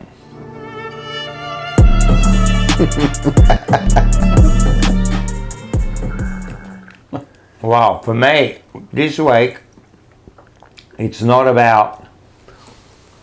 It's a series. I've just finished watching. What do you got for me? And I loved it. And it's not going to be for everyone, but it is going to be for me, and it's called Monster. I saw it on Netflix. Yes. This is it's Ed Green, I think it's Greed, Ed, G-E-I-N, I think it's Green, I'm not sure how to pronounce it. But it's just a masterpiece, right? And it's a true story about Ed Green, and he was a mass murderer, and it was in the 30s and that, and a lot of movies have come from him, and I'm talking movies like Psycho, Well, I'm talking movies like Silence of the Lambs. so real like thriller. So it all come from him. So he was a psycho who... It's a weird story, right? He had a tough upbringing. He ended up being schizophrenic. That's how they found out. But those days they didn't know that. So he did kill like 5 people. But who knows if he killed his brother and that? But there was 5 people. But his main thing was he used to dig up people from the grave, and then he used to make a suit out of their skin. So That's fucked up. it is. It's a really stuffed up suit. But their Chainsaw Massacre was another one that's from him. Wow. Because he used to use a chainsaw. So he was messy. Leatherface. Well, for some, he did work it out. He also, like a lot of... So he honed his skills. He did own his skills, and it was a real weird one. But when you watch it, it was a weird movie. I really loved it. It's 8-part series. Really interesting. Definitely Psycho. Yeah, obviously. Definitely. Yeah. But I kind of felt sorry for him in a way. Now, this is going to sound weird. Like, I don't justify him on his deed. He needed to be punished. But no one knew his diagnosis, right? He was schizophrenia. Yeah. So as the doctor said, when we hear a thought in our head, we say it's a thought. When you hear it, you think it's someone talking to you. So he kind of was hard. His mum was really hard on him. And then she ended up dying, brother, and then he was on his own, and he went into this thing. What he did was absolutely wrong, don't get me wrong. And he said, dig up people, make holes. I was going to say, bro, there's no amount of fucking noises in my head that would justify that. You say that, but you're not in that position. Yeah. To be in that position, like you're that fucked up, like a schizophrenic is a schizophrenia. They're hearing voices. They got voices in their head, but he used to make furniture out of. No, he did not. You did. I'm going to watch it. How many episodes? 8, but they go for about 40 minutes or so. Right. So, I can get through that. It's really, really is interesting. And furniture, lamps, chairs. He used to do funny things with the dead bodies. He used to, and then he used to like chop them up and make suits because he wanted to be a woman. So he wanted to wear the whole suit, you know what I mean? Wow. And then his mum died, he wanted to bring her back, and he would hear her voice, like it's the whole thing. Anyway, it's just a fascinating. The actor, Charlie Hunnam, fucking amazing. I'm going to watch this. Absolutely amazing, performance, like it was amazing performance, So there's a whole series of monsters. There's the Mandanez brothers, There's also yeah. There's a few others, and there's also the other one. The other American bloke. I know which one. Durden. One with the glasses. I was going to say Corey Durden. Dharma. There was the Dharma one, and there's this one here. So so if you like a little bit of the whole thing, and then the whole thing was they kept going back, and all the movies they made. So what they would do is they'll be showing, and then they go back to like Alfred Hitchcock, and he made thing, and they would go forward to when they made the movie about him, and then they go back to the thing, and then they go back to making, like Silence of the Lamb, and then how they made Chainsaw Massacre, all because of him. Like good movie. So anyone interested in a little bit of like shock? I've watched it twice. That's how much I liked it. I got to suss it out. I saw a good series just recently called Waterfront on Netflix. Yeah. Is that good? It's an 8-part series, yeah.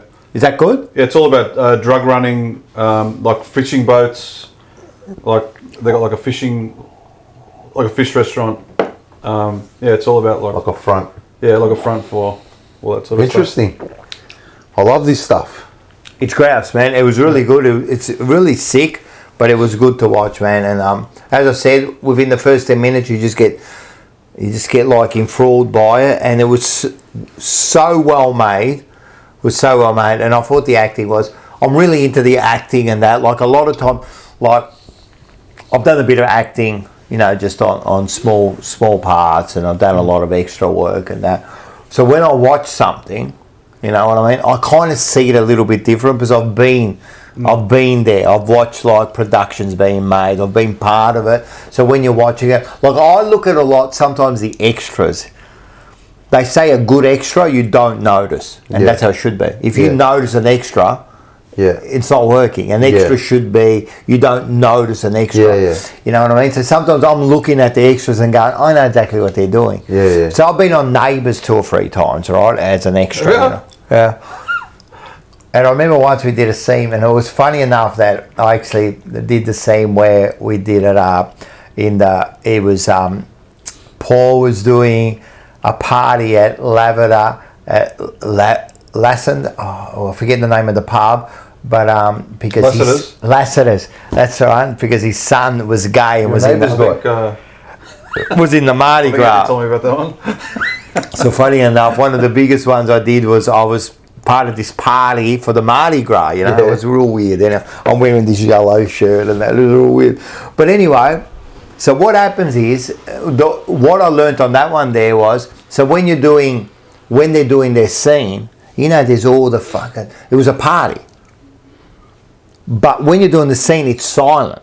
There is and when you've got to be, so they would set you up in different positions. So they'll set you up with you're having a drink, you're sitting over there, you walk from there to there.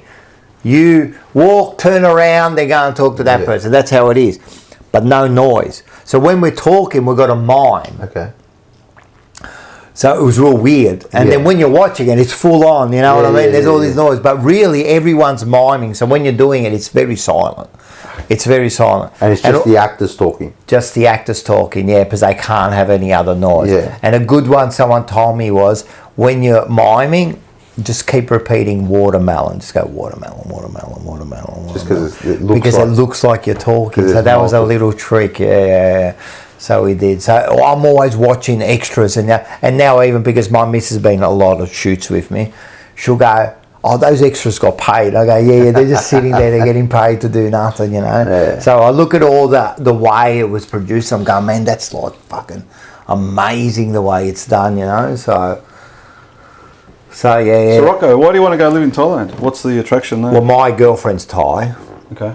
My girlfriend's Thai, so yeah, my thing is to eventually move over there and finish off my life there. She actually likes living here, but I figured eventually I want to get. I mean, the dream is to get like a little place with maybe 4 or 5 places I can rent, like a little resort kind of like area, and then just sit back and, just have survive, enjoy, just survive, and just finish. I love the lifestyle of Thailand. I love the weather. You know what I mean? I love the people. I love the food. I just love the way it is. Have you been to Thailand? Yeah. I just love the way. Huh? Where'd you go? Phuket. I went everywhere. I know where you went. You went Phuket, I went Bangalore, I went to Pattaya. Yeah, I went to the main places. Yeah, of course. I went to Walking Why do you Street. keep laughing? What happened to you in Thailand? Nothing, I've been. Yeah, that's it. Have you guys been to Vietnam? No, I've never been, but I think I want to go next. Sensational. Yeah, I know. Vietnam, I heard, is really, really nice Really? too. Cambodia is supposed to be really nice. There's a place called Da Nang, right? Yep. And there's like pictures of Da Nang, and they post on Instagram. They say, "Have a guess where this is," and everyone's putting Miami, Miami, Miami, Miami, and it goes nuts. Da Nang, Well, Vietnam. yeah. So it looks exactly like Miami. You know, beach and Yeah. hotels in the background, like the Gold Coast. Yeah. Well, there's a couple of areas that I do want to live in Thailand, you know, and it's like that beach area, and it's not Phuket or something. That's like too Too commercial. for me. I've done all that. I don't want to do it anymore. Bangkok's too busy. You know, Joe Lutzer, he lives in Bangkok. Yeah. Don't want to go there. Does he live there? Yeah, he goes and lives there. Yeah, he lives there. Yeah. So don't want to go there. Like going there for 4 or 5 days, but then I've had enough, you know. So I got my idea where I want to live, man, and I love the weather. I love the lifestyle. That's it. Beautiful. Yeah, and just finish off there. But That's you know, all. it doesn't mean I won't come back here. I like to split it a bit, go back and forth Yeah. from there and there. But What did you do with the footy? yeah, so you know, hopefully come by back? then we've won like 5-6 premierships. So I don't really care too much. But I'll definitely come back. But then at the end of the day, if it means that, you know, like I don't go to every game, I won't go to every Of game course, anymore. yeah, You know yeah. what I mean? But I'll still come back. I'll still come back and forth. You know what I mean? Yeah. He's going to be a bandwagon supporter and come back and find Yeah, when we play. Why not, man? I've put in my time. Yeah, I've put in my time. How were you guys Yeah. feeling this year towards the club, and just even going to the football? Like, I'm still going to the footy, bro. I was just fucking off. Like, I've never felt like that before. Oh, this year? Yeah. Yeah, it was I've tough. never felt It was tough. Listen, man. so negative to go to the football. For me, it was tough, but It was- what else am I going to do? That North game was like Oh, the worst yeah. Oh, yeah, experience that's the I've one. ever had. That's the one I left second quarter. Well, you know, we experienced lows this year that we haven't experienced ever before. Yeah. And that's sad, you know, like the Richmond, the North, like many games, just these lows, and you knew. I just knew we were done. Yeah. Like I've never felt like that. Like I remember in 18 we were done, but we were done from the start. They were excited still with young kids, all right. We were just done, man. And Yeah. we actually this year, if you think about it, we got embarrassed many times, and it all started from Luke Sayers showing his banana. Yeah. I'm telling you, that's where it started, and it went from there, and then it went to like the Richmond game, and then it just continued, just embarrassed. Like maybe we kind of like hit it a bit, but from the outside, No, we we all were knew. getting laughed at. Yeah, absolutely. Comedy. It was just... I had friends like Sorry, Naz. when they play Carlton. Oh, there you No, go for it. Only Carlton. Never been more bored at the footy than this year. go. Yep. 100%. There you go. That's 100%. exactly what I'm talking about. It was a There tough was just watch. no atmosphere. Remember that Giants game at Marvel? Yeah. That was- was the first game I'd ever left early. That was as flat Yep. of an atmosphere that I've ever experienced. It's just, yeah, you're right. You go there and it was just, there's nothing there, man. Like I just went because I still like going to footy. The soul was ripped. Yeah, they ripped it out. There was no soul. You know? I don't know what the fuck We happened. were playing soulless football. Yep. Yeah. And it showed. It showed, yeah. You know, and it you went felt through. it in the crowd. Yep. You know, like the frustration. It was frustration. How many times does a player miss a target and everybody's just like, fuck. But you knew, and you're expecting it. Yeah. That was the worst thing. Yeah. Like you expected shit to happen. You Yeah. knew that Akers was going to kick it on the full. You knew they were going to miss. You know, honestly, so I went to the Essendon game with my missus and her mate, and her mate's never been to the footy. The last game. Yeah, she's an Essendon supporter. And I told her, listen, there's two very bad teams. It's going to be a hard watch. She's like, no, I'm really excited, you know. I'm like, all right, cool. I turned to her and I apologised to her in the first quarter. I Yeah. said, I'm sorry. Got to watch this rubbish. This was one of the worst things I had ever seen. You know, two very bad teams. You know, so it was tough this year, man. It was tough, but what else am I going to do? I've spent my whole life going to the I've just football. never felt like that.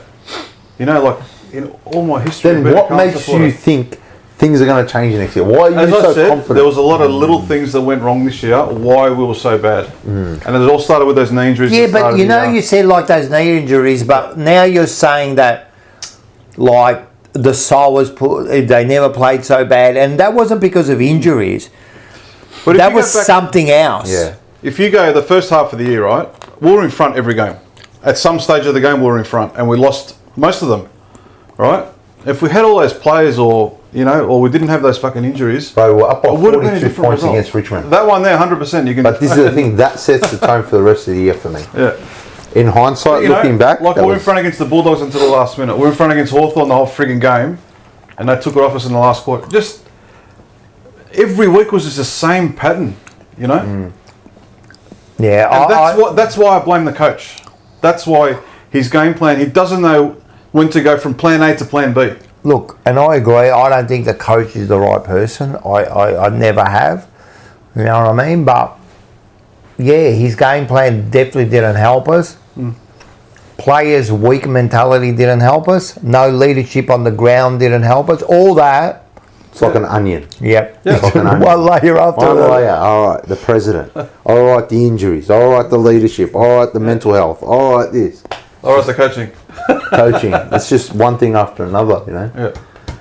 It all comes Look, down to if we have a leadership. good year, no injuries, then there's no excuses, right?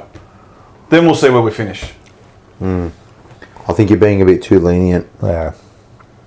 That's all I'm holding on to, man. Hopefully it's fucking. It's just that. No, look, I agree with you. I agree with you that the injuries did play a part of it, but at the end of the day, it's something out. There was some serious problems, and I hope they can fix it. I hope that they can. There is an issue that they can fix. Mentally, with the leadership, I hope they can fix it. But I don't know, man. I don't know. I'm a optimistic where I'll go, you know what, I still reckon we can fucking win the premiership. Of course. You know, I'm this weird dumbass. Sick. But when you look at it, like, seriously, you go, mate, like, I said this all year, I don't think our list is that good.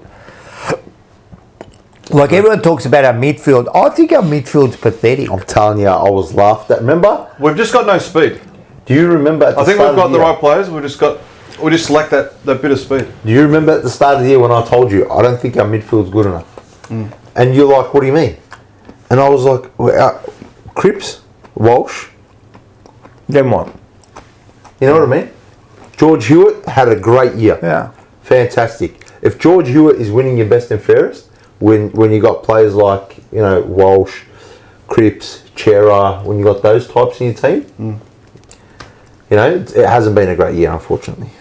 Only Carlton, shout out to Andy when he said, who the fuck is going to beat us? Only Carlton made me do this video at the start of the year. He's like, just jump the season. I'm like, worries. And I was like, I was believing my hype. I was believing the hype I was saying. Who the fuck is going to beat us, bro? Yeah. If we fucking come out and we play our best, who the fuck is going to beat us? know, And then Richmond beat yeah. us. Round one. You know what's funny? That video had like, I don't know, a few thousand views before the game. After the game, it shot went up to like viral. 100,000 views. I was like, Yeah, that's fuck. it. And I refuse to read the comments. Yeah, no, don't. I just refuse. It is what it is. No, don't. I know I'm a dirty Arab. It's just Mate, whatever. you want to know the truth, man, because we put ourselves out every week. Man, if you really go through everything we say, Yeah. mate, we're getting 90% wrong, man. course. We've got no idea what we're talking about. We're just hoping We've for got the best. balls to put our opinion in front 100%. of a camera. That's the 100%. difference. Every week, man. It's easy for people to come out and say, but I said this. Yeah, but you also said ABC. It's easy. Also, you didn't really say it on camera. 100%. You didn't fucking put it out there. How hard did you find doing it this year as opposed to Very. previous years? For me, very hard. Yeah. This year was very hard for me. The last few years before that was okay, because we had a good year the 2 years ago, and then last year we had the first half. So But I did it a few years before that, and we were having hard times. How hard is it to come in every week? Yeah, it's hard because what happens is you're doing the same shit. Like, I come in, and then the other thing I try to do is, all right, so I try to be realist. I try to be myself, right? But I don't want to be also the person who just negative, Yeah. right? But then if you be positive, you're being ridiculous, right? Yeah. I don't want to be bagging everyone. So there's this fine line we're treading Of every course. week. So we get together every week. We sit down. Same shit. What are we going to talk about? And then it always ends up with the same discussion. Same discussion. That's what was hard for me this year. I know. This year was really hard. And I've really enjoyed taking that break. Like the break I I've love had, it's just wow. Like it's been good. I jump on emergency meeting every now and me again. too, yeah.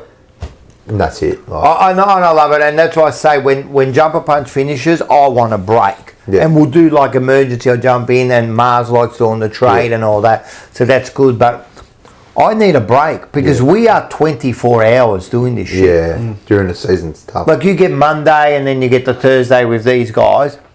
Yeah, but then he goes to the game, then he's got to prepare for Monday, then he's got to think about it, then he's got to go, and then he's got to do the you Thursday. got to watch the game as well. The hardest part for I've me. been to the footy with him, and he sits there on his phone like the whole freaking time. Like, how can I'm you taking- watch it? I'm taking Like he's trying to notes. put content. He's trying to put content and notes together. I'm trying to remember notes. I'm trying to remember. I don't take content, but I do the same. So I'm trying to like remember Yeah. stuff. You know what I mean? And I'm trying to. So you kind of look at the game differently.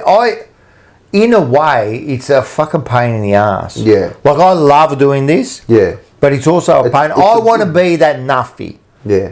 who just enjoys the game. Yeah. I want to be that person. I can't, but Yeah. I'm analysing it. Like I'll give you a perfect example: the Essendon game. Right? Like I was upset. You were fucking like, forget about it, right? I was This fuming bloke after that here. game, bro. Like, how do We just won. How can you be upset about a win? Because it's not enough anymore. Yeah. It's not enough. I Like was if you win, fuming. you got to win by more. It was for me. It was like, bro, I was upset at how happy the Carlton supporters were after we just conceded a 40-point margin and to only win by like a goal or two against the side of VFL kids, bro. Yeah. And I remember just being upset, and everybody was happy, and I turned. But that was a turning point for me for the season. Yeah. Because that's when I was like, fuck, I'm not even enjoying it. I know. Like, it's not healthy. I know. This isn't healthy. And I was able to just kind of fall back during that week and say, okay, if I'm not going to enjoy a win, why am I going? Why do I support this team if I can't enjoy them when they're winning?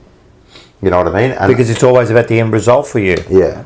So even at the end of the week, it's not about that week. It's Yeah. about that month. It's Yeah. about the end of the year. It's about Yeah. winning the grand final. If I can't do that, Yeah, what's the point? well, what's the point of all this? Yeah. And that's what's sad about it. So we look at it differently, you know what I mean? But just to sit there and go, yeah, we won, I'm happy, you know. Just not happy, you know. Oh, you have a win. Oh, who did you beat? Like Yeah. I'm never fucking happy. Yeah. And it's sad. I can't get away from it. But Yeah. oh, fucking hell, it's bad. It's bad. I kind of like, and our only Carlin goes, You know he what I was doesn't thinking about like the other day? break. Like, I used to sit there bagging Bulldogs. They haven't won a fucking flag in 50 years, and we're fucking 30 years now. Yeah. I know. What Yeah. the fuck? Yeah. I know. It's 30 Who would have years. thought that? My whole life. After the 70s, 80s, and 90s, we I'm went through. 37, bro. Like, Fucking hell. I've seen nothing. Yeah. It's really bad. Like we're one of the worst. Like if it wasn't for what Carlton, that monologue has built It would have been folded. 100 years ago, and the brand we've got, Yeah. we are absolutely pathetic. Yeah. We are just shit. Yeah. We are one of the worst clubs in the last 30 years. We are. We are. I think if you take Gold Coast and GWS out, I think we are the worst. We are the worst. We're if you take shit. GWS and We're a Gold Coast joke. out. Yeah. We're a fucking joke, and we're more of a joke because we're so big. Like if we were St Kilda, you go, yeah, all right, you're shit. You're shit. You've always Yeah. been shit. You're always going to be shit. Yeah, it's all good. Yeah. But we are Carlton Football Club, Yeah. and we are this pathetic. Yeah. And it's worse, man. Like, and it's just like, But how good's it going to be? oh, When of we get there course, again. of course, It will happen. It has to. it has to. I think we're on the right track. I think what we need How is... many times in the last 30 years have you said that? A million times. Did you go to the prelim in 23? In Brisbane? Yeah, I did. I can't fucking believe how much money I spent that weekend. Yeah, same. Not on Lucky I didn't just go. on flights and hotels. Lucky I didn't go because I stayed here and watch it. Yeah, but you know what? That was a tough watch. You know, it was sad, and I didn't like how people were clapping them off. yeah, I understand why, because what a ride. yeah. You know, and there was a lot of good energy going into 24. Yeah. You know, there was a lot of good energy, so I understand why, but I hated it. Because that's fucking losers, bro. Only losers clap losers off. Did you see that interview with Andrew Russell? When Yeah. he said they came off at half time and they felt like... Yeah, that was the problem. Even Paddy Cripps said that. Yeah. He said, I wish I did things differently. Yeah. Look, the thing is, I can understand that everyone clapping them off because Yeah. I don't think I clapped them, but I kind of said, all right, good effort, just weren't good enough. I think the problem was not clapping them off. The problem was what they did after that. Nothing. Yep. That was the problem. Of course. They thought they were there. Oh, we made the preliminary, we had a bad day. No. You did fucking nothing to get better the year after. Everyone's after you now. And you know what? It's even worse. And we actually started good the second half. But we should have known, mate. What happened to that GWS game where it all turned after quarter time? The whole I club watched that game with my son, and after the first quarter I said, who the fuck's going to beat us? I did the And then same. we fell in a fucking hole, and we still haven't recovered from it. No, we haven't. From that point onward. I remember I was at Sorrento with my girlfriend for that weekend, right? And we were in the hotel room and we were going out to dinner, you know? And as she was getting ready, because I take ages to get ready, you know? I'm watching the first quarter, go, creep up, fucking yeah, man. You ready? Let's go to the pub, you know? I drove to the pub. Right? And all of a sudden they kicked a few guys. I go, it's all right. Fucking, oh. And I'm at the pub and I'm going, right, I want to sit there because the big screen's there, you know. Sitting there and I just watched the next 3 quarters of just a disaster. One goal after another, And then I thought to myself, oh, well, it's a one-off. It's a one-off. Yeah. But now looking back, that was the turning point. The red flags were there. Yeah. Anyway, listen, you know what we should do? Have you ever heard of a thing called, it's called perineum sunning? No. So you got to be real careful because, you know, this pseudoscience and that. I want to leave everyone with this. We'll be back. But let everyone look at this because 1 minute you're believing in astrology, next thing you're doing this. In a mere 30 seconds of sunlight on your butthole, you will receive more energy from this electric node than you would in an entire day being outside with your clothes on. What? Nah, bro. Nah, bro. Now, this is what's happening, and this is what I've got to say. You got to be careful what you believe in because people believe in anything now, right? So That's why you're so tan. I reckon, no, I'm not doing nothing where my fucking butthole is going to get burned, mate. No fucking aloe vera is going to help that fucking scenario. What are you looking up to find that stuff? What's your algorithm look like? I'm very distressed. Oh, shit. If I died tonight and they look at my phone, they're going to think this cunt was a psycho. Anyway, it's a good way to leave everyone. Yeah. It's a perennium fucking sunning. I reckon everyone, the sun's out tomorrow and that. Tomorrow, yeah. Get your butthole out. Get down to the park and make sure you get a bit of that going on. Thank you very much. Thanks, Naz, man, for joining us. I hope you've had a good Thank you time. for joining us. Okay. Appreciate it. Thank you for everyone tuning in. Yeah, 100%, man. Thanks for A everyone long one tuning tonight, in. 3 hours. 3 hours, man. Shit. It is 3 hours. Yep. Make sure you catch up tomorrow night. I'm not sure what time, but tomorrow night, Brown Paper Trades live. We're gonna That'll be a get big live. one It's a tomorrow. bit like your emergency meeting, and we're gonna get into it. I'm sure he's gonna send out the fucking links and that, and we'll talk about because all the trades will be done tomorrow. Yep. So we'll get straight into that. Before we go, Charlie, staying or going? Oh, I reckon stay. nah, he's gone. You reckon going? Yeah, they'll make a deal. I'm gonna say he's going, but not to Sydney. So you reckon it's gonna be Geelong think or the someone Geelong- else? I I reckon- think that I there's more to reckon- play out at Geelong. Yeah, I as reckon. well. I reckon there's more. I reckon to they're play going to out. come last minute. I reckon they'll be in. They really want him. And remember, he's got businesses in Torquay. I know, but if they've got nothing to give, I think they'll find something. If they find a player to give us, who would you take? they wanted that Irish kid. I've seen O'Donnell or whatever. Yeah, yeah. O'Connor. Or Neil. Yeah. All right. We'll see. Tomorrow, We'll see. we'll see who's right and wrong. I think Sydney's got the thing. I think they're just going to fix up the deal. I think he's gone. I think there's no way. No, there is a way you can keep him. Of course there is. Yeah. But I don't think it's going to happen. He wants to go. He's there fucking doing tours of Sydney, man. Yeah. Like, how are you going to He would have been to Geelong as well. I mean, No, I know, but he's there this weekend saying there's a lot to play out, man. They're making deals, so Let's I see. think it's done. So Let's see. find out tomorrow on Brown Paper Trades. Make sure on Thursday or Friday, the Glory Hunters. If you follow the EPL, make sure you get Glory Hunters. And make sure you catch a Butterbean history class with Rocco and Scientology this week. And next week, I'm going to leave it to you. What do you want to hear? Do you want to hear, let's see, big money heist? Heist. Do you want to hear Heist. all right, money heist? Heist. Or do you want to hear diamond heist? We've got the biggest diamond heist in history. Diamond. All right. Diamond. Next week, there's going to be the biggest diamond heist ever in the history of wait. diamond heist. Can't wait. Get ready for that. And everyone else, thanks for coming. Thanks for tuning in. I can't see shit, man.